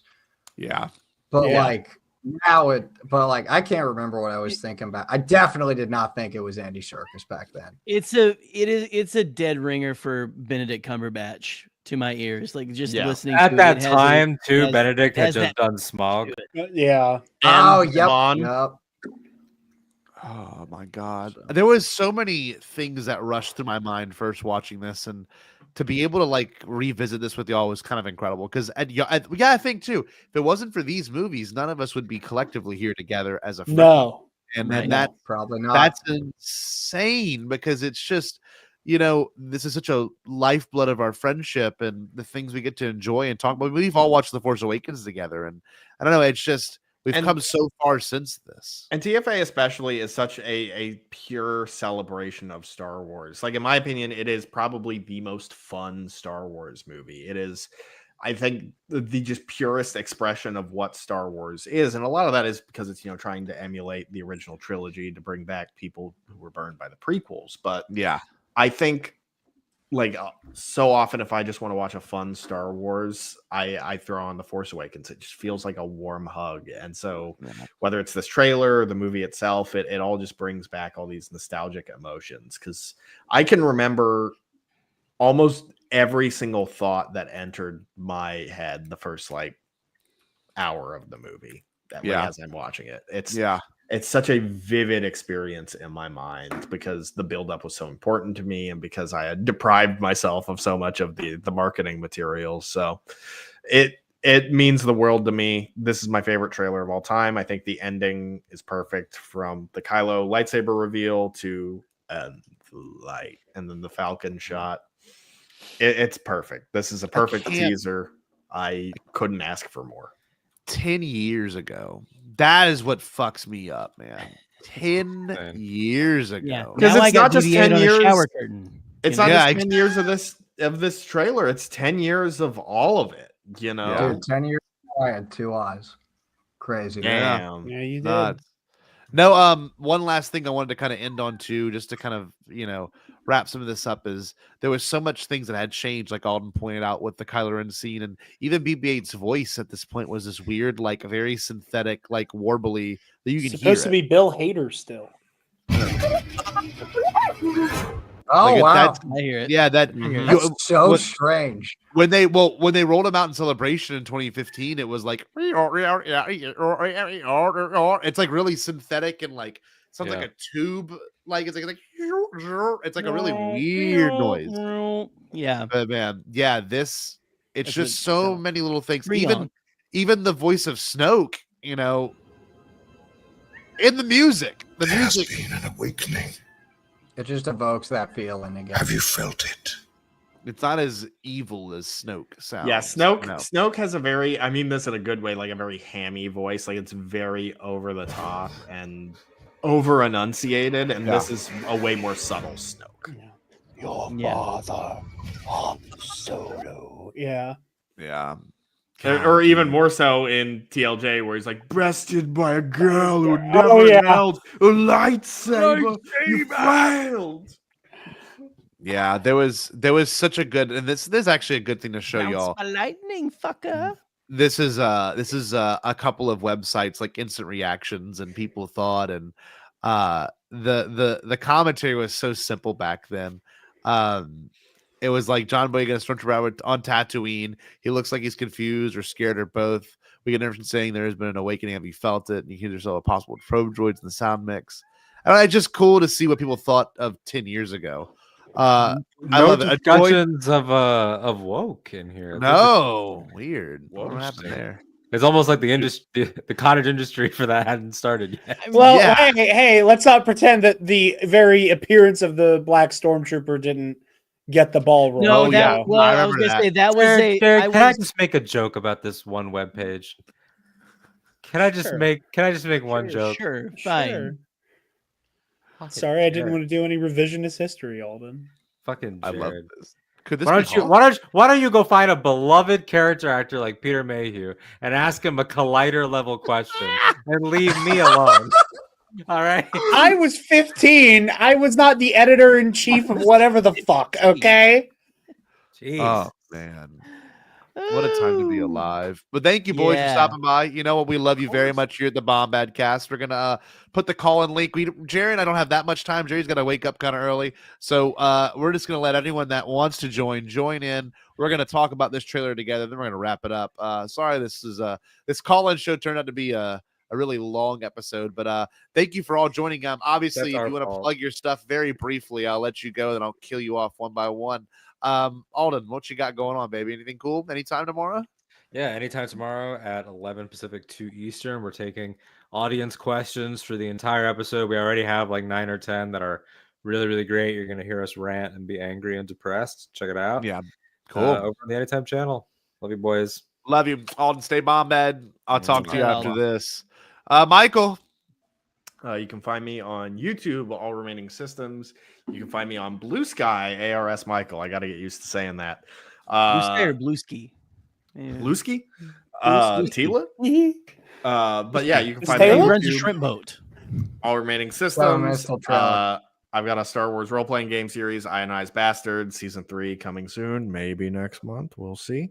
And I think that's about it. I got fanfic I write sometimes. You can find that on my YouTube. So that's it. Good deal. Hey, Michael, stay bombad. Love you, buddy. All right, Connor. Hello. You can find me on Blue Sky at Depa Banana. Where else? Over at the Nerd Academy podcast, specifically our Star Wars show, Knights of the Nerd Republic. You can find us on YouTube, Twitter, however long that lasts. Instagram, Facebook. I don't know if we use that. There is a Facebook. God, where else? Spotify, Apple Podcasts. We're pretty much wherever you listen to or watch podcasts. Find us there. I also write trivia questions and I co-host over at Star Wars in a Galaxy Epic Confrontations. You can find us there on Twitter, not Instagram, Twitter, Blue Sky, and you can find all of our past, current, and future matches over at the Star Wars in a Galaxy YouTube channel and any of the social media channels at in a Galaxy. I can't remember. I think it's in a Galaxy Trivia. Yeah.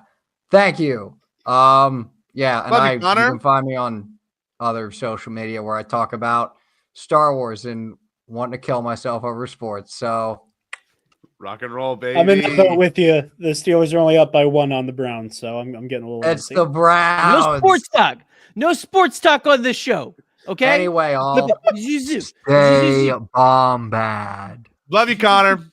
All righty, Jared. You want to stay and hang out a little bit longer? You cool with that? Probably a little bit. Yeah, I'll hang out. I'll do plugs. Hey, buddy. Hear me out. I don't want to take up time. So you make an executive decision. No, you stay on here. We're gonna bring in one person at a time to tell their story, and then we're gonna boot them after that. Our next one, good friend of the show, showed up about a year and a half ago, doing my crawfish stream. I love this. I don't even know how Eric Elliott found us, but here is our boy, Honest to Claude.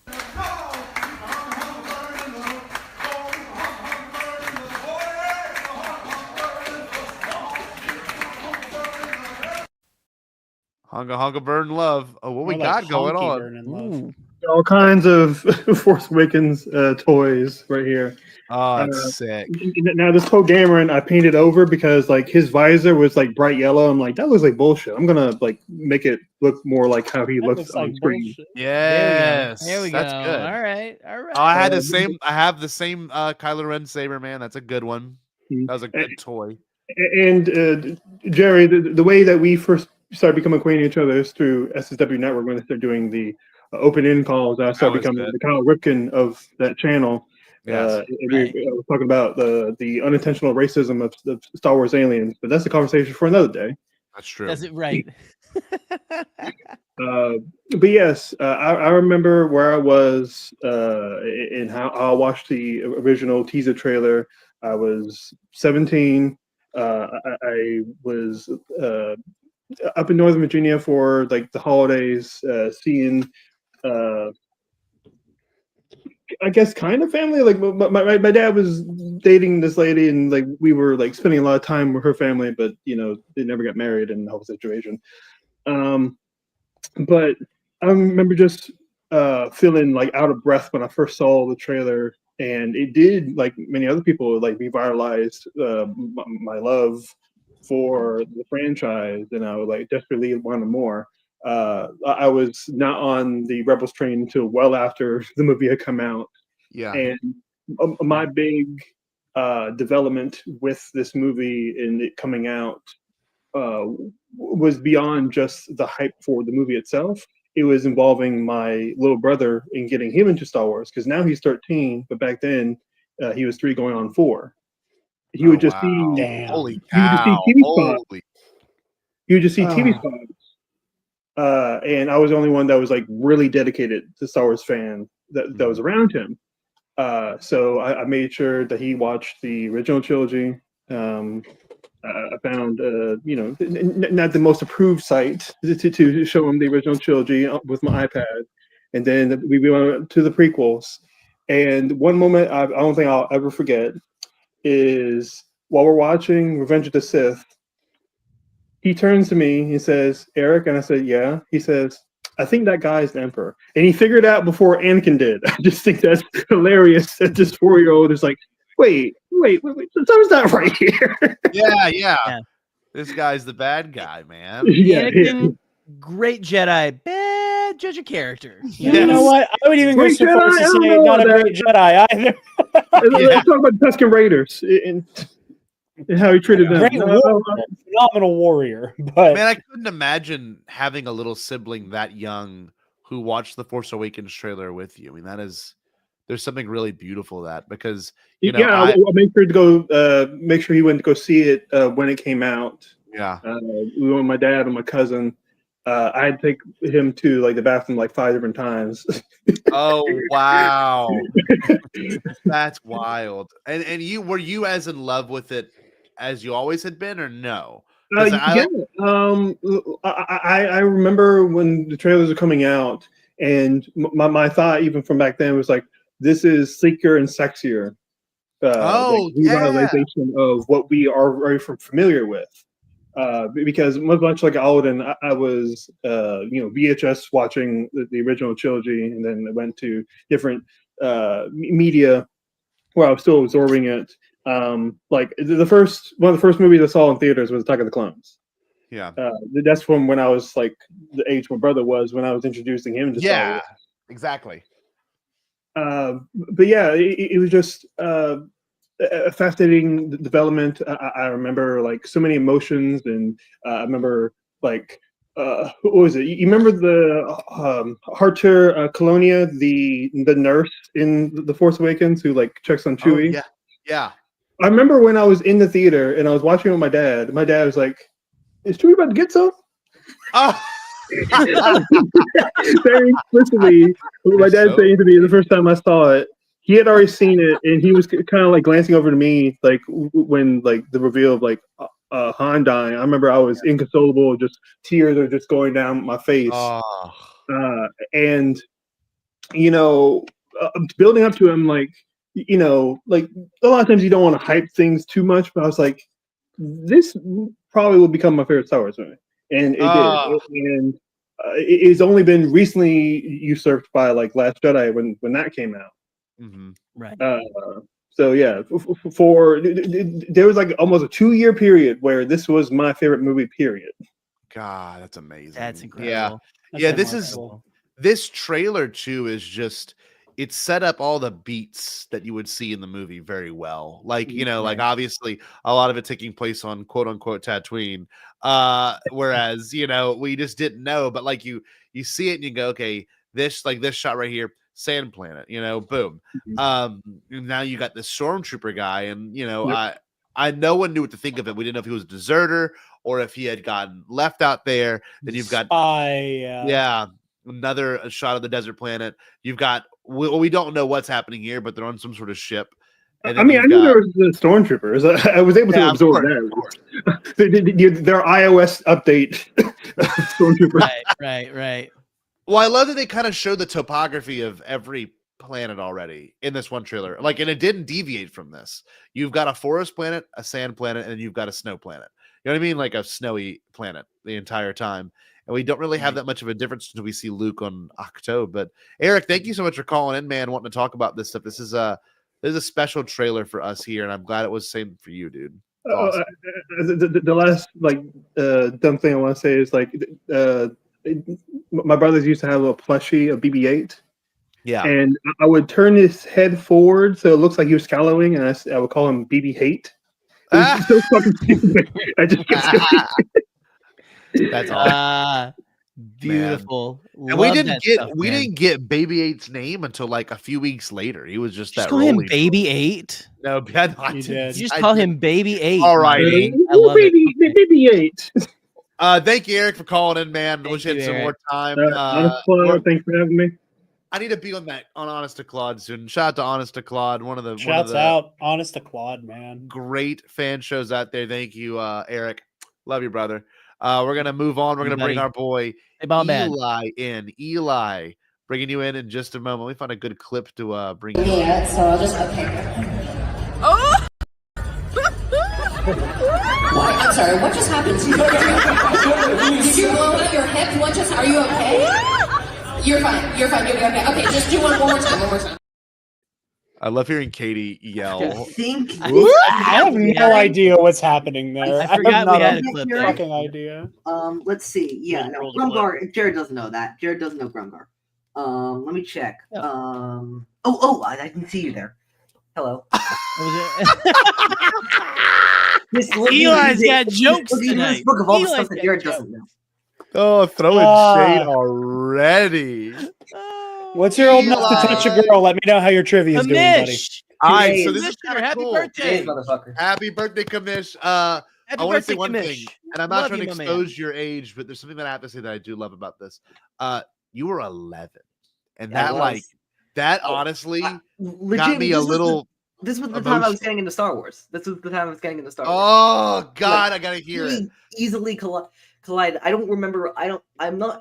I'm honestly not sure if I was a Star Wars fan when this trailer came out. I don't remember. Like, I got into Star Wars around that time. I cannot tell you. I mean, obviously, I saw like in the lead up. I remember seeing this and seeing.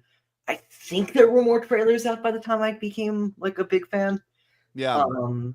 For Force Awakens, this is my first movie I saw of Star Wars in theaters. So. Oh God bless.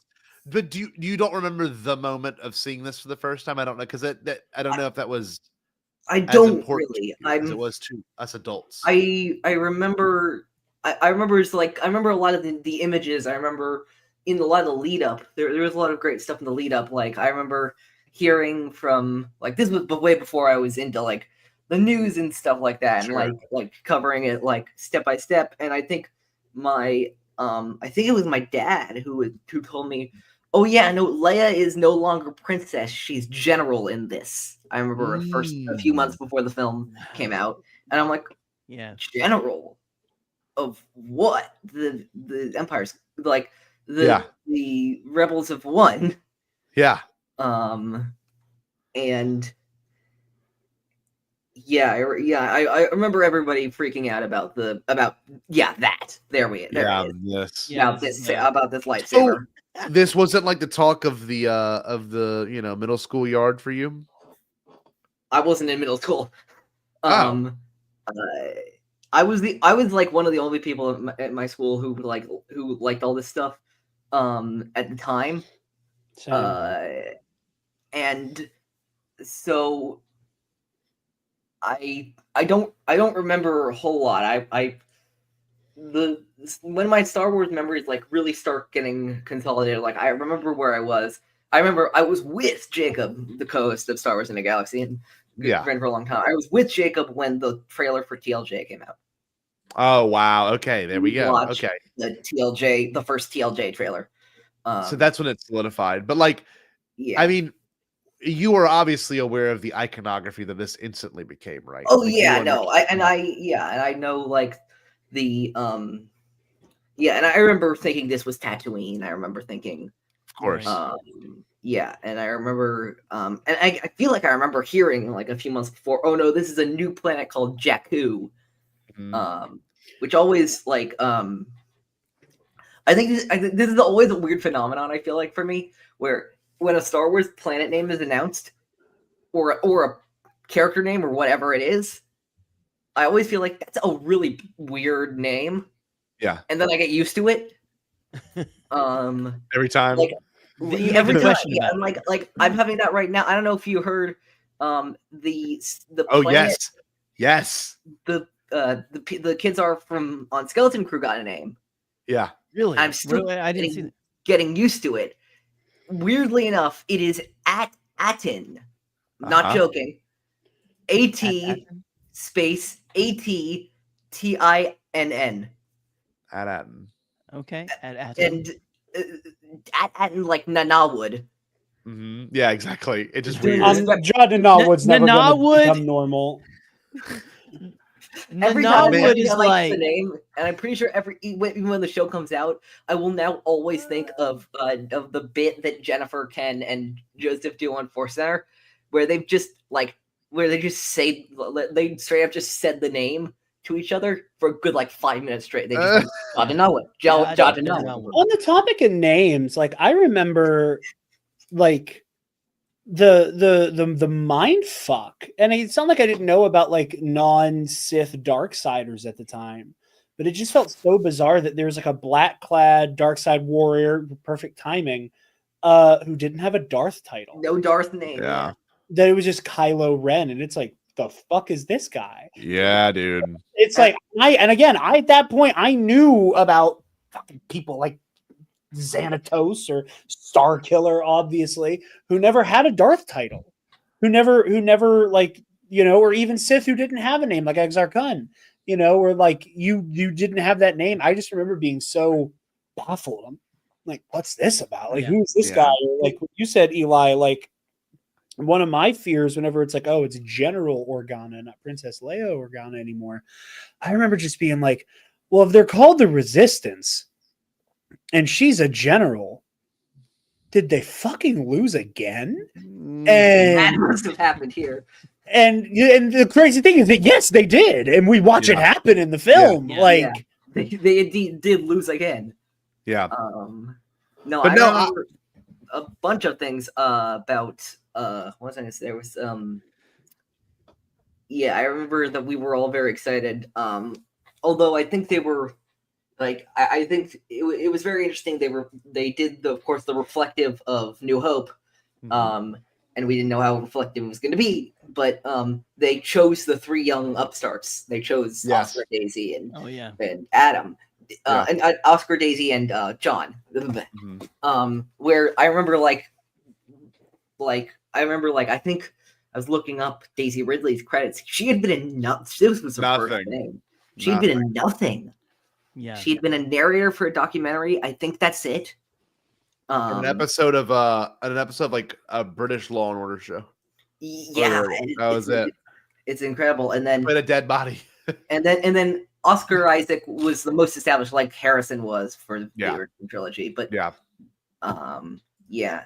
Does it feel like 10 years for you? Because obviously when I was 11 and I turned 21, like that didn't feel like, it felt like a weird, very weird, like 10 years from 19 to 29 is a very surreal, like, oh my God, that is 10. Well, even just like the idea that it was 9 since TFA, that the actual release is crazy. Yes. Is crazy. I remember watching TFA like it was yesterday. Yeah. Yeah. Oh, it's so surreal to be like, oh yeah, they came out a couple years ago. Nope. Like it is so surreal that we're coming up on milestones for these films. Yeah. Like it does not feel real. Like we're this far away from the sequel trilogy, and like, I think part of it is the discourse. The discourse has never died, and it never will, and for good and ill. Like I think it's why it still feels like we're actively living it. Right. But no, it does not feel real that like this moment in Star Wars history is a decade old. It's ridiculous. It's crazy. And like the idea of like, it being so long ago, of hearing about, this at this time, I'm pretty sure, like I saw y'all looking at the timeline earlier, so I don't remember exactly when this was announced, but we were still thinking, oh, so it's going to be JJ 7, Rian Johnson 8, and Trevor 9. Yeah, that had not been announced fully until the summer after The Force Awakens. If I'm not mistaken. And then Trevor gets announced, and then everybody's like, okay, we'll see what Trevor does with 9.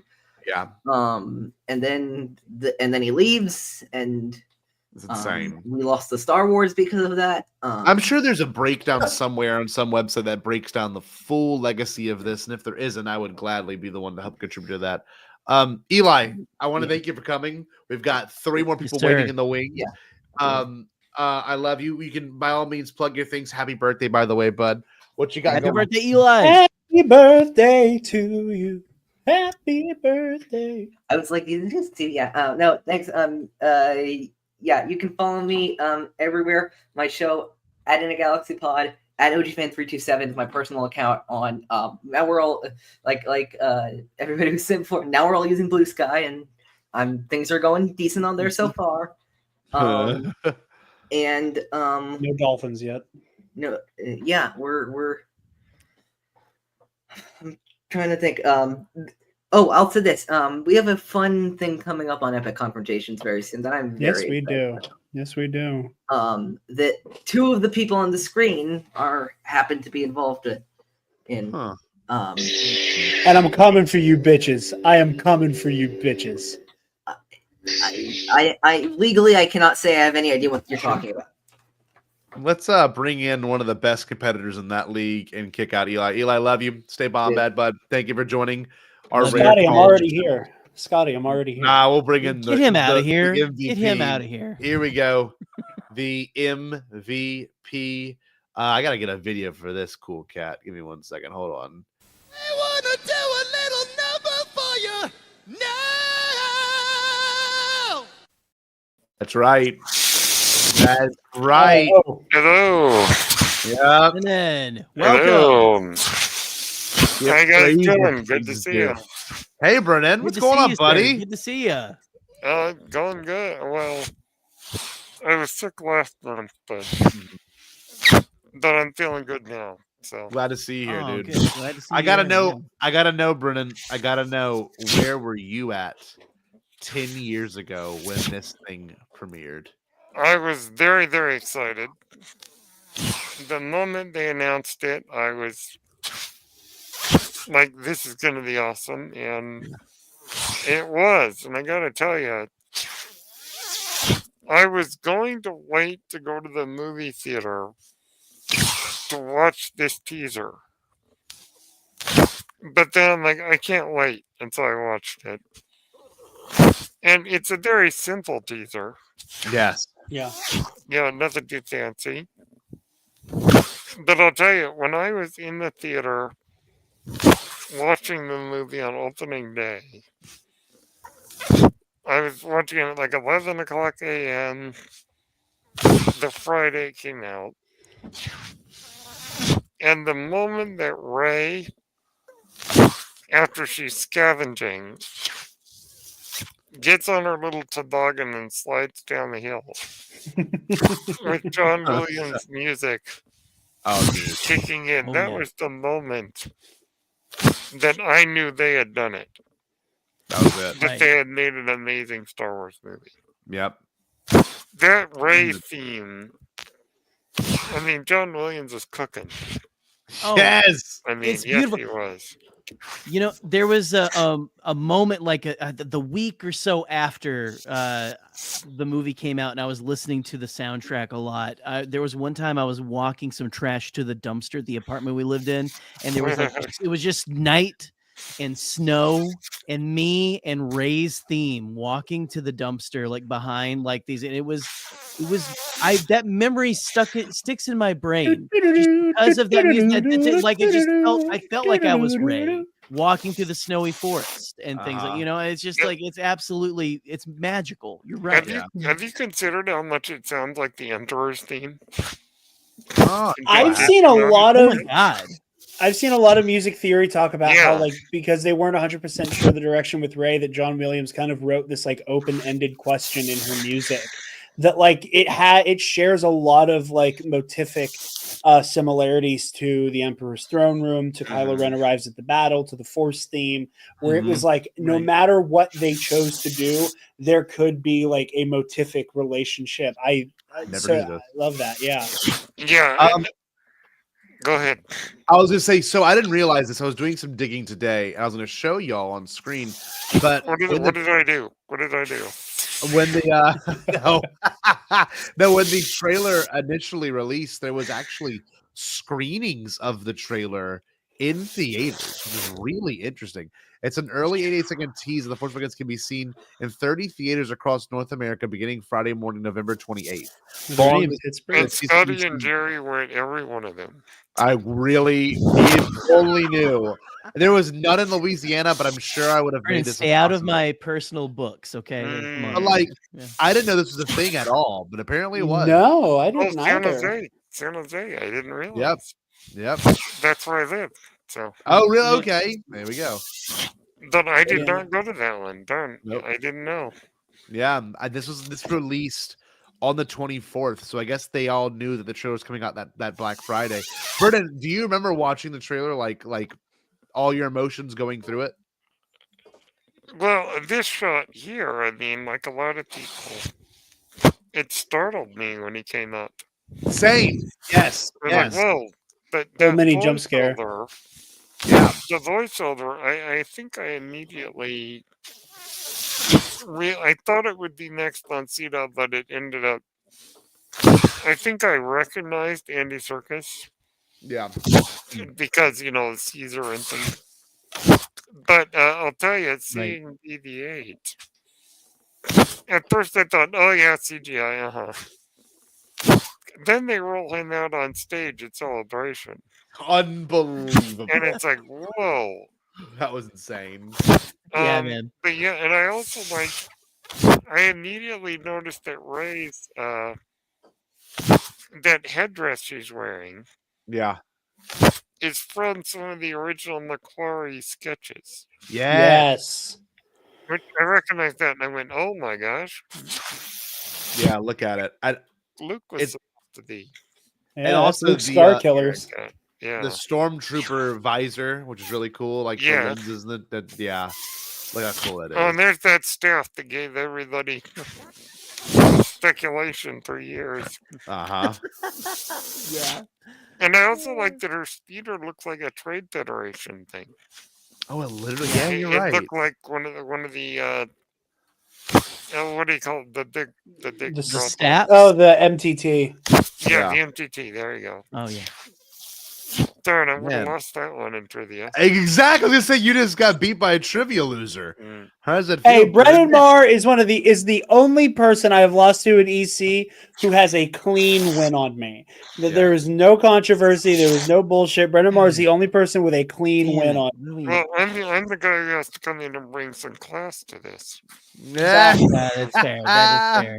That's fair. Brennan, before we let you go, what was your thoughts on this right here? Hold on, I paused it too early. What was that like for It didn't bother me at all. I was like, cool. Same. Yeah.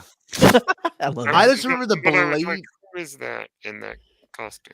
See, the blade being crackly was one of the things that got me the most excited because we Yeah, had that was never really seen cool. it. That was It was like really cool. flames. It was badass, man. That was awesome. Yeah. Oh yeah. Brennan. Well, thank you for stopping by, bud. Appreciate you taking the time and coming to hang out with us. We're gonna have you, Brennan. If you want to come on for Skeleton Crew, I'll probably reach out to you if you want to come on and talk Skeleton Crew. Yeah, man, hit us up, okay? Oh yes, I will absolutely Perfect. love to. We'll get you locked in for that. Brennan, Kneel before Neil is what I say. yeah, Kneel before Neil. Damn right, before man. Neil. That's right. that's dope. Thank you for coming by, Brennan. We'll see you soon, buddy. Jared, if you want to still stick around, you're more than welcome to. We're gonna bring in 8984M, aka Brady, up next. Yeah.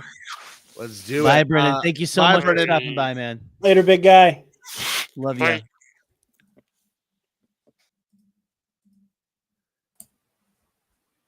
What's going on? How's it going, Brady? Hello. Hi, Jerry. Hi, Jared. Hi, Scotty. Hey. Yo. Just a listener here. Well, what was it like? What was it like when this trailer dropped? How was it? Yeah. So I was. I think it was Thanksgiving, right? So I think I was traveling with family. I was like, I was probably, I don't know the age demo of you guys, but I think I was in high school. So okay. Yeah, I was traveling with family. So I could just get through it. But yeah, I think I just heard that the trailer dropped. Yeah. And I was on hotel Wi-Fi. I think we were traveling. We were traveling to the Grand trying to Canyon watch too. the Phantom Menace when it came Yeah. out in 1999, loading it up. It was like, yeah, I straight up had like one of those Web 1.0 experiences, like Yeah, on dial-up. wonderful. And yeah, so it was it was at the Grand Canyon, one of those lodges. And so I was literally wow. watching on YouTube like 144p a PowerPoint presentation. Right. And we can recreate that right now. Hold on, let me get the settings all the way Scotty down. will Here we go. gladly. This is Yeah. how Oh, this is no. how it was watched. It looks like This Elon was- tweeted it. Look at this. Here we go. Yeah. Brady, that must have been rough. That must Yeah, have been and- rough. Here we go. Let's see this opening shot. Yes. Exactly how I watched it. It's like, oh God, my astigmatism is acting up. Oh no. I'm sure it sounded like ass, like Supreme Leader Snoke was speaking through a Pringle can, Oh, like, God, there's yeah. going an awakening, have you felt it? And then, yeah, I didn't have any audio because it just didn't go through. So I was just Yeah. watching a literal presentation. But yeah, I think this trailer kind of worked well for that because most of the iconography is just like, shot by shot, right? Yeah. And then just by pure chance, I think the internet picked up bars right when the Falcon shot happened. Oh, okay. And that was just like, oh wow, that was. I don't know. That was a sign. It was like a good sign. It for was, things it was coming. right here. It was right here. Hold on. Yeah. You were like, oh, geez, Scotty's- man. This looks like shit. And then, oh, man. God, that must have been amazing. That must have been an amazing experience because that was the shot that got me the most excited 10 years ago. I mean, it was cool to see all the new stuff in BB-8 was probably the second best part, but like this was the part that this is the part that made my dad get teary-eyed. You know what I mean? It was just one of those moments where like you saw a generation like my parents' generation who grew up watching this in theaters as teenagers now get to see it again as men and women in their late 40s. You know what I mean? Like it was just, it's so weird to think that my dad was only 47 when this came out, but now he's 57. And like Star Wars is so to him oversaturated because he doesn't keep up with it anymore. Where this was like, this was it. This was it. You know what I mean? After for us, I mean, even I wasn't watching Rebels. This was 9 years after Revenge of the Sith, when we all thought it was over. Man, that's crazy, Brady. Yeah, I mean, where does it hold up now for you? This teaser? Yeah. Oh, it's still a all good time. I think this was one of the first teasers. Like this is when I was first getting into movies too. Yeah. so I wasn't really keeping up with trailers and teasers and whatnot. Yeah. And this was one of them. I was generally just refreshing, F5ing YouTube, like, oh, it's gonna drop yet. And then I go on a trip, like, oh no, it's gonna drop and it did. I think, yeah, we were supposed to go on a hike too, because the Grand Canyon. I was saying, I got an assignment, but really I was just waiting for the trailer to drop. God, beautiful. What a good white lie though, because well, it's like the grandeur of the Grand Canyon. Yeah, it's like, oh, that's great, but I mean, listen, Mom, Dad, we got Star Wars. That's Exactly. There's a hole in the desert. This guy has a lightsaber with 3 blades. Everybody, shut the fuck up! It's like the world is a painting. Yeah, it's fine. Yada yada yada. Let's go. God, that's awesome, Brady. Anything else you want to say about this? I'm glad you stopped by the way. Thank you so much for showing your voice and being here. This is awesome. It's so great, just to kind of meet y'all and yeah, of course. Yeah, fantastic. Long time listener, first time caller, as they say.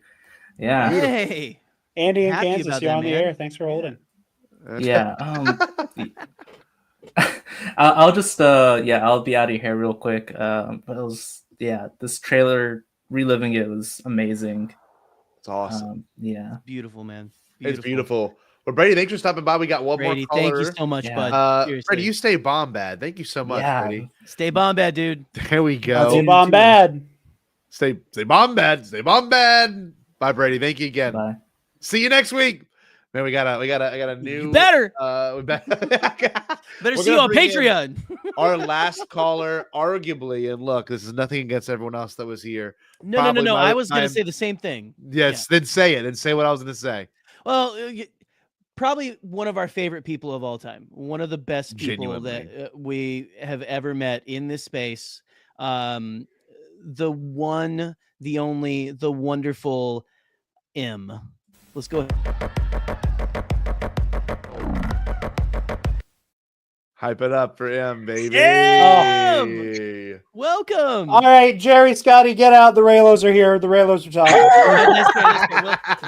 We know. Listen, me and Scotty are like the only two like straight white guys who know when to shut up. One of y'all. Hi, friends. Hi. I love you. Hey, girl. Hey. Hi. I want to know about you with this because you're like the veteran person here. You know what I mean? Like what was this like for you? Seriously. Yeah. I was going to say it was wild hearing from all these little tiny fetuses who were like not even in high school when this came out, because so when this trailer came out, I was working at the job I still work at. Oh wow. Damn.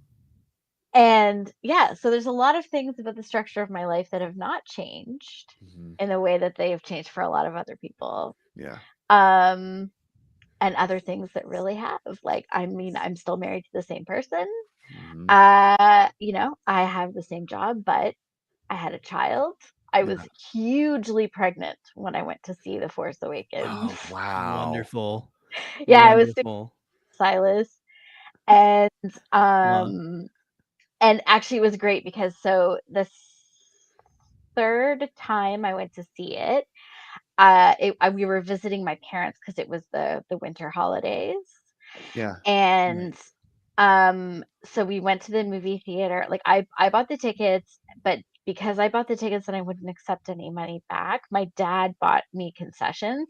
But because I was pregnant, I was just like going wild. Like I was just buying everything. Like I had like 3 pretzels, like 2 savory and 1 salt and 1 sweet, and like like a smoothie, and like it was crazy.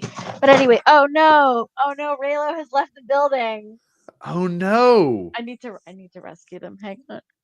Rescue the Raylos. We gotta rescue the Raylo. Hold on. This is a visual manifestation of M and I maintaining the reputation of Raylos online. Straight up. Actually, being one of the only two who aren't clowns. Look at that. Look at it. This is actually a piece of original art. This is not like a digital painting of a photo.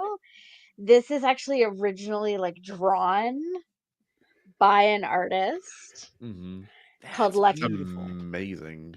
That's incredible. And she does these like super painstaking drawings of like pop culture figures and then puts them on like a wooden stand. Oh my god, that's amazing. And so she's actually friends with one of my friends, my other friends, Rebecca. She's a visual artist. I have a bunch of visual artists as friends. And so she had this custom made for me for Christmas. Oh, it's incredible. Well, it's So so funny too. lives here. The fact that you bring it up is really important because there's our very first glimpse at both those characters that would, of course, end up changing all of our lives. But like Daisy Ridley in this, like even with the gown and the thing on her head and everything, I literally just by her face, I don't know what it was, but I thought she was an absolute babe. Like literally, and like the look, just a freaking bombshell of a woman. And like, plus she has the best cakes. Yes. Yeah. And like, I just love I love the way her face looks here. And like, even with the thing over her head, like we didn't see what color her hair was. I don't know if that was going to be a reveal, you know, like, I don't know, like, God, great legs too. But I was just like, I'm just being real. So, I feel like I loved, honestly, I love the casting of Daisy because I feel like her aesthetic conveys this sort of sweetness and optimism that is really essential to the character. And wasn't like an immediate sort of visual signal of that. I think her character would come across very differently. I think it adds a lot. Like I feel like she was so well cast. Yeah. And like even this shit right here, what was your mind going? I loved it. I was so excited. Like I actually wasn't super into like nerd blogs at the time, no offense. I was actually more into feminist blogs.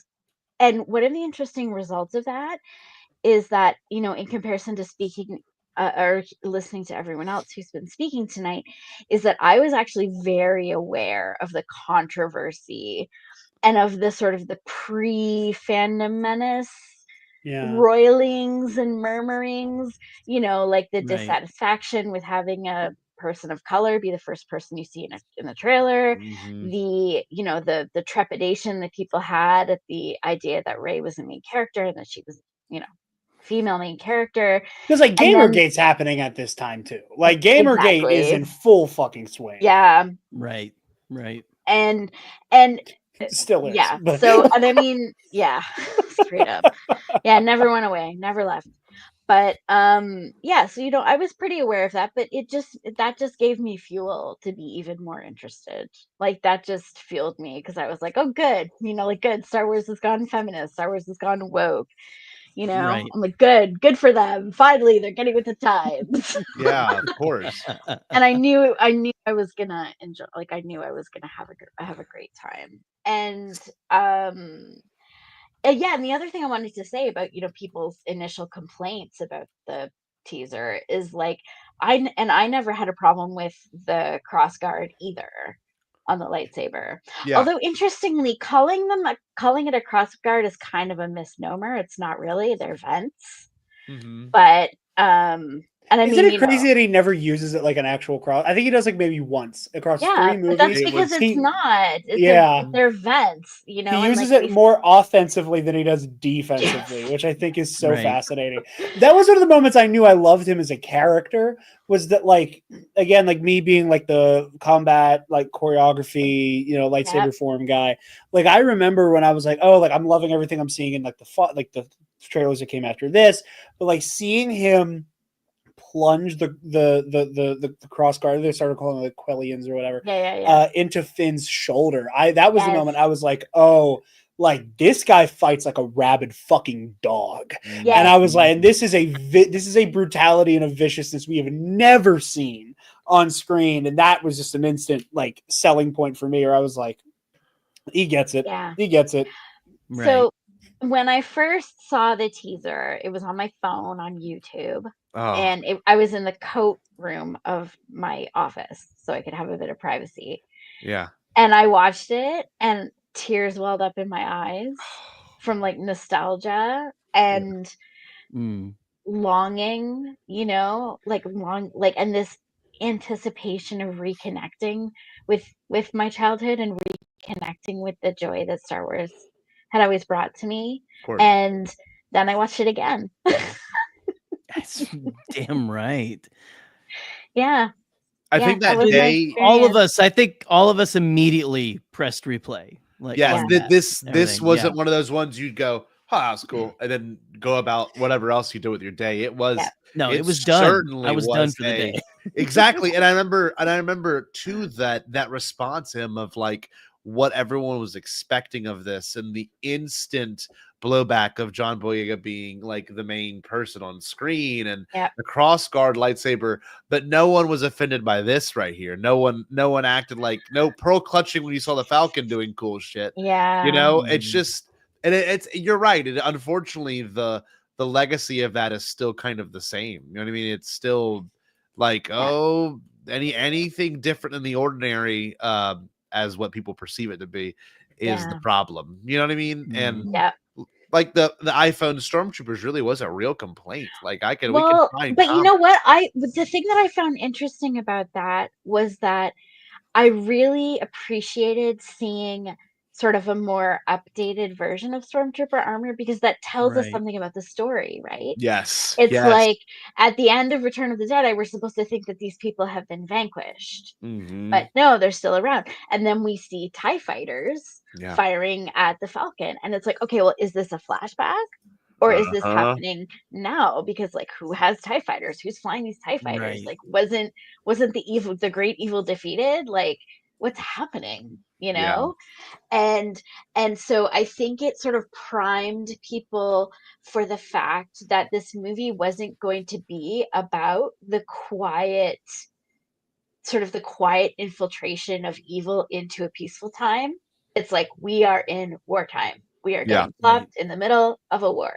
There is a war. The Star Wars are continuing. Yes. Or yes, even like to exactly. elaborate on that. There is Em, a it war was- among the stars. Again, the I think the thing that like especially revisiting it in 2024, you know, The Force Awakens, I think strikes a balance of old and new that I think is like a ratio that is so hard to meet. Where Yeah. you know, if the prequels are we're watching the slow creep of evil take hold, and if the OT is we're going to fight the evil back, like this is the first time we watched a Cold War go hot real fucking fast. Yeah. You know, where Mhm. and that was an element I loved a lot then and now is that like it is a Cold War between the New Republic and the First Order, and that we don't and it's that elaboration of like no, like everybody's resting on their laurels and everybody's assuming that this great evil, no one's going to ever let it come back because Star Wars isn't fucking political, I guess. Not at all. No. No, nothing Space like that. But you ball see, robots. it's like, this all goes back to what I always say about how the prequels were about defining roles, the OT was about fulfilling roles, and the sequel trilogy was about transcending or transgressing Oh, roles. God, I love Right? Beautiful. Okay. I love it. I love it. I Snaps. love it. Snaps. it. Snap. You know, but Yeah, I no, mean, yeah. that fits with Cold War, right? Because the Cold War is transgressive. Yeah. Like we don't think of war, like war is supposed to be outright conflict between two established states, right? But a Cold War and the conflict in the sequel trilogy is transgressive because like the First Order doesn't technically have governmental control, right? And the Yeah. resistance is not even recognized technically by the New It's an Republic. unsanctioned paramilitary effort. Exactly. Right. Yeah, it's like it's a guerrilla war, right? So yeah. It's just such a cool thing to know that all these years later, these stories have been fully fleshed out, getting sequels of their own apparently in the works, and right. we can look back at this exact moment 10 years ago, and it's so funny because I don't know if it's because Bombadcast is a little bit ahead of everyone else, but next week when it's next Thursday, it's officially 10 years since this. I think we're going to see a lot of people being very emotional and you know talking about it openly next week on our social media pages. But like this was a really incredible thing that they pulled off with this first trailer. that Oh, that it still has our curiosity to this day of like, you know, like the amount of setting up you had to do with this one thing is just insane. And like to get that much from it 10 years ago is insane in the sense of like, yes, all those things that some people guess, like Jared had said, he like predicted the whole movie. He was right on a lot of it.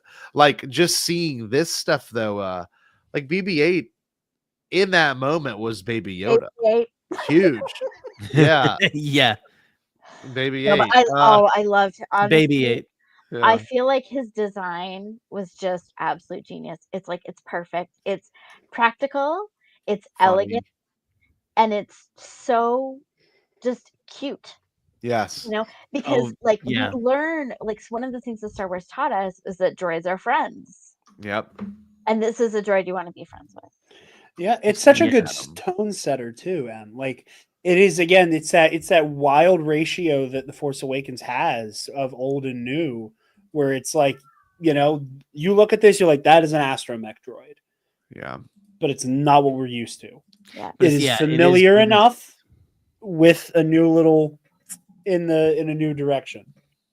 How nuts is it that this is only 2 seconds long of footage, and that's enough for us to be like, I know. I was God, just watching this thing, man. just Okay, 1, look, 2. you guys, I gotta go because I'm like literally neglecting my child right now. That's fine. Happens. He refused to go to sleep. So right now he's standing beside his bed yelling bye-bye because he can hear me talking to you guys and he wants me to say goodbye so I can go snuggle him to sleep. He's trying to say Bombad. He's trying to say Bombad. Go take care of that baby. I get you. No, we love you. If you want to come up for Skeleton Crew, I'll be in your DMs and slide your DMs. Maybe I'll get Please some do. Raylo porn. Slide into Anyway, those DMs. Love to have you. Give me some Love of that, some of that you. Raylo porno. Give me that, girl. All right, I'll see Always, you later. forever. Yes, Love y'all. love you, Ship Em. who you want. All ships are valid. Bye. I am. God, I love him. Yeah, get that Raylo fanfic she sent me where the Knights of Ren run a train on Rey. Jesus. Right. That was not a bit. That is not a bit what No, I know just it's said. Beautiful. Wow. Jared, thank you for sticking Beautiful. around, hanging out yeah. with us for the rest of this. This has been fun. We're off next week. Maybe Jared and I might do a little pre-record if we're feeling funky and drop something on Thanksgiving. You never know with us. But Skeleton Crew, I know you're gonna want to come on and talk about that. Jared, what you got going on in TNAP World? What's going on in TNAP World? Oh, first of all, would love to come on Skeleton Crew. It gives me an opportunity to wear all my Star Wars Christmas shirts. Yes. 'Tis the season. I'm at my most powerful. No, yeah, over at Nerd Academy. Yeah, I kind of came back from an impromptu hiatus. Acolyte getting canned kind of took the wind out of me a little bit. Yep. So we're back in full force. We just dropped what might be my favorite episode of Knights of the Nerd Republic of the year, and is definitely one of my favorite episodes we've ever done.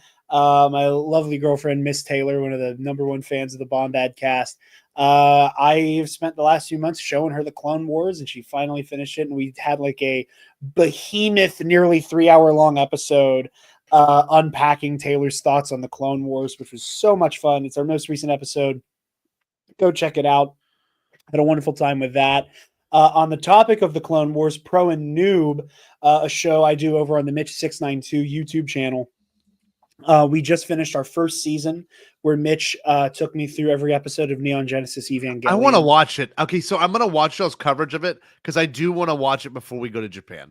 So, I know you watch said it's Evangelion. amazing. You told me it's amazing. It is. I shit you not. A lot of Pro and Noob kind of accidentally got stuck in this holding pattern. No, it's not quite a holding pattern. It's not a negative about the show we made. Yeah. But a lot of it turned into this bit of me desperately trying to figure out what the fucking show is about. Yeah. And me getting really hung up on a lot of the Judeo-Christian iconography. Yeah. And thinking that symbolism was way more important than it was. And that's not to say that it doesn't play a role in the narrative of the show and a lot of the metaphors that the show traffics in. I just got so hung up on this has to be a story about creation that I kind of wasn't able to see the forest through the trees. Yeah, It's but only 26 episodes. it's 26 episodes and 5 movies. Okay, 5 wow, movies. I could pull Okay, this see, that off. even sounds doable for me, and I'm Yes. It's the religious iconography really that appeals to me as well. Yeah, so how it's long 20 are the episodes?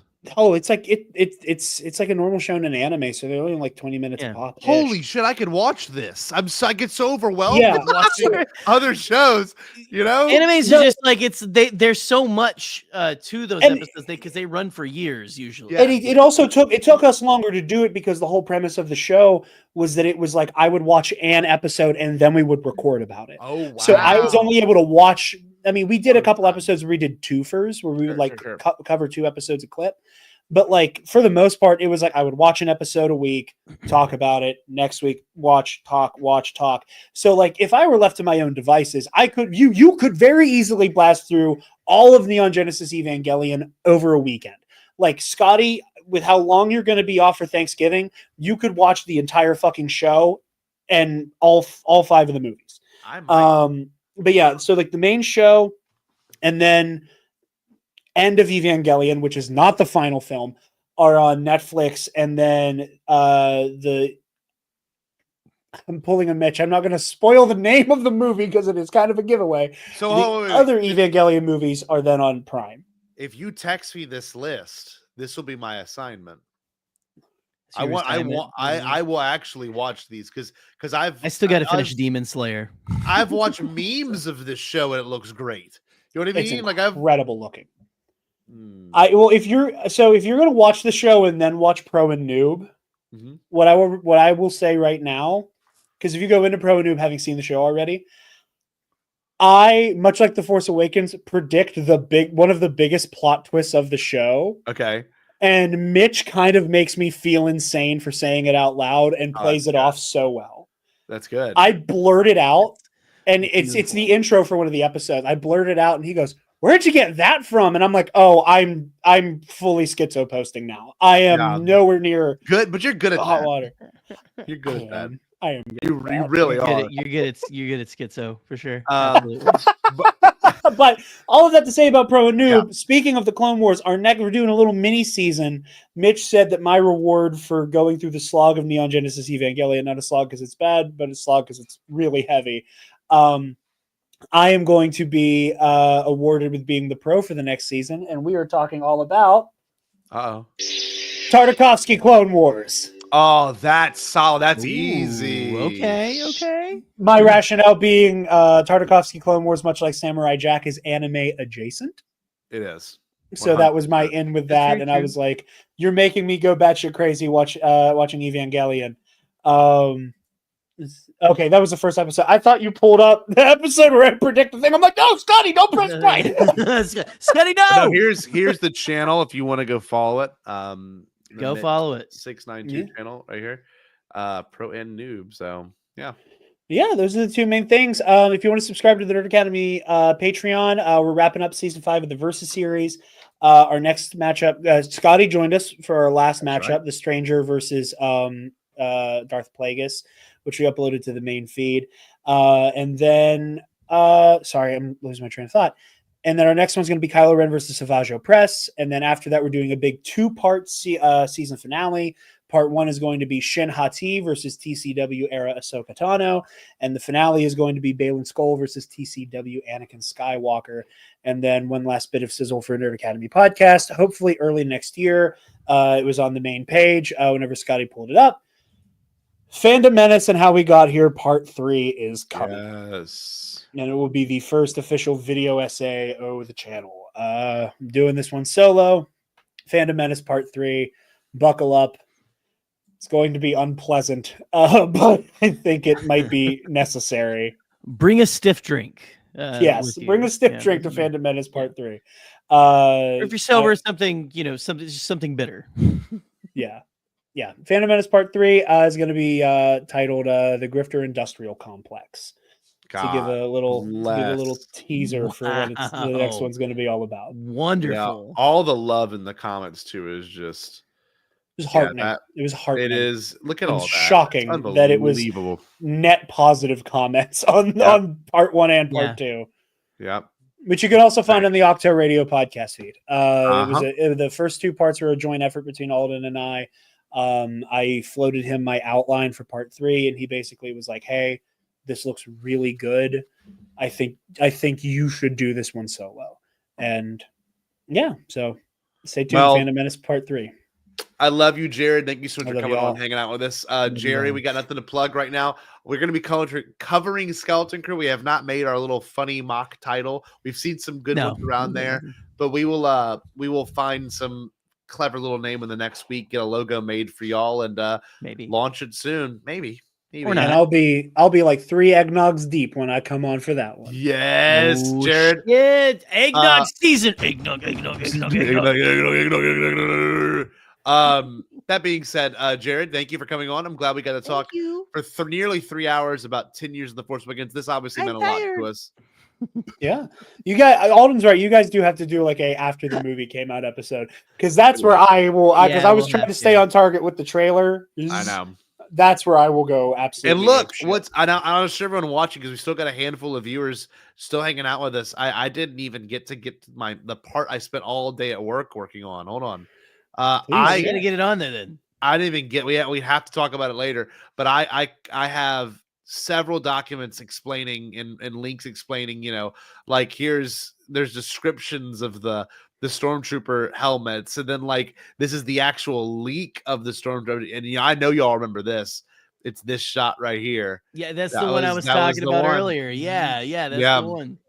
And then they got this one of the snow trooper, a flame trooper, I believe, and the snowtroopers and the flame troopers had very similar helmets. It was just such a weird time, and we didn't get the chance to go through this as much as I would have liked to. Or another big one, and I can just show it here for fun. But there was some like set leaks from back in the day. Oh, is that Black Leader? Holy shit! Yeah. These were, and look, the half-built Falcon, the dish, and this was a big deal. What everyone thought was Yavin 4. Like it. I thought it was Kashyyyk. Yeah, see, exactly.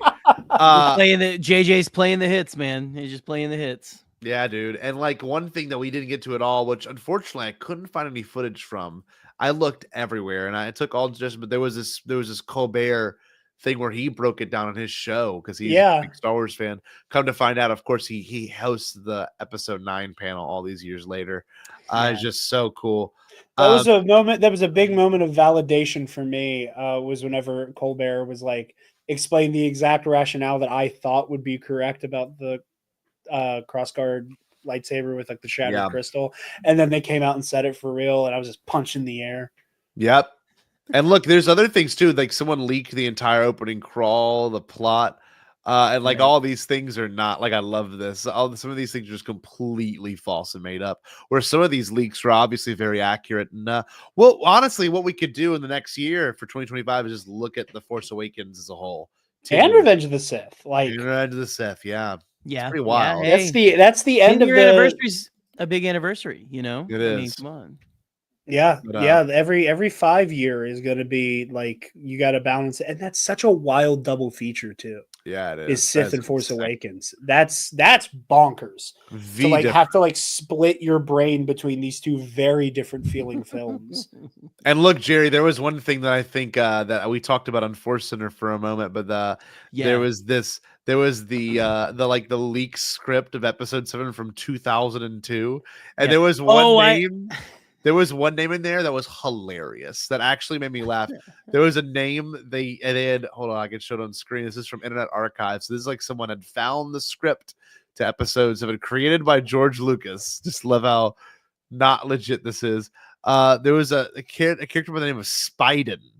S-P-I-D. Spiden. Yeah. The next time you're on one of Michael's RPGs, Scotty, I expect you to play somebody named Spiden. This is a good one too. I gotta still show it. The original name, apparently, according to Pablo, this is back in when he would tweet these things openly before it became a huge thing. The original name was called Shadow of the Empire, which is pretty. Oh, I'm sorry. You see an ad. Yeah, but the original movie, The Force Awakens, is considered at one point Shadow of the Empire. So, and it's, I don't know. It's just, and the opening shot is a shadow, which is kind of cool, And there's, I don't know. We can get into this later, but like what could have been to me is always a really fun discussion. We did that whenever we looked at the art of the Force Awakens, like around last year. Phil Stowe's Oh, section. yeah. That was a good one. But anyway, love you, Jared. Love you, Jerry. We may or may not see you next week, depending on how we're feeling. And as always, what should we do, Jared? What should we do? I haven't gotten to do this in a fortnight. You all should stay bombad. Did you say impossible? Pasquale? Only kidding, Chucky. I've changed my tune because I finally thought of a possible dream that we can all share. What is it? Pasquale? It's a dream about a world where nobody is poor or sick or hungry. Oh, now that's a dream we can make come true. I'm gonna make a change for once in my life. It's gonna feel real good, gonna make a difference, gonna make it right. As I point up the collar on my favorite winter coat, this wind is blowing my mind. I see the kids in the street with not enough to eat. Who am I to be blind, pretending not to see their need? Alzheimer's disregard, a broken bottle top, And a one-man soul. They follow each other on the wind, you know, 'cause they got nowhere to go. That's why I want you to know I'm starting with the man in the mirror. I'm asking him to change his ways, and no message could have been any clearer. If you want to make the world a better place, take a look at yourself and then make a change. I'm starting with the man in the mirror. Oh yeah, I'm asking him to change his ways. come on, change. No message could have been any clearer. If you want to make the world a better place, take a look at yourself and then make a change. I'm starting with the man in the mirror. Oh yeah, I'm asking him to change his ways. no message could have been any clearer. If you want to make the world a better place, take a look at yourself and then make a change. Time for us to take a break, but we wouldn't dream of being gone for long. See you in a little bit.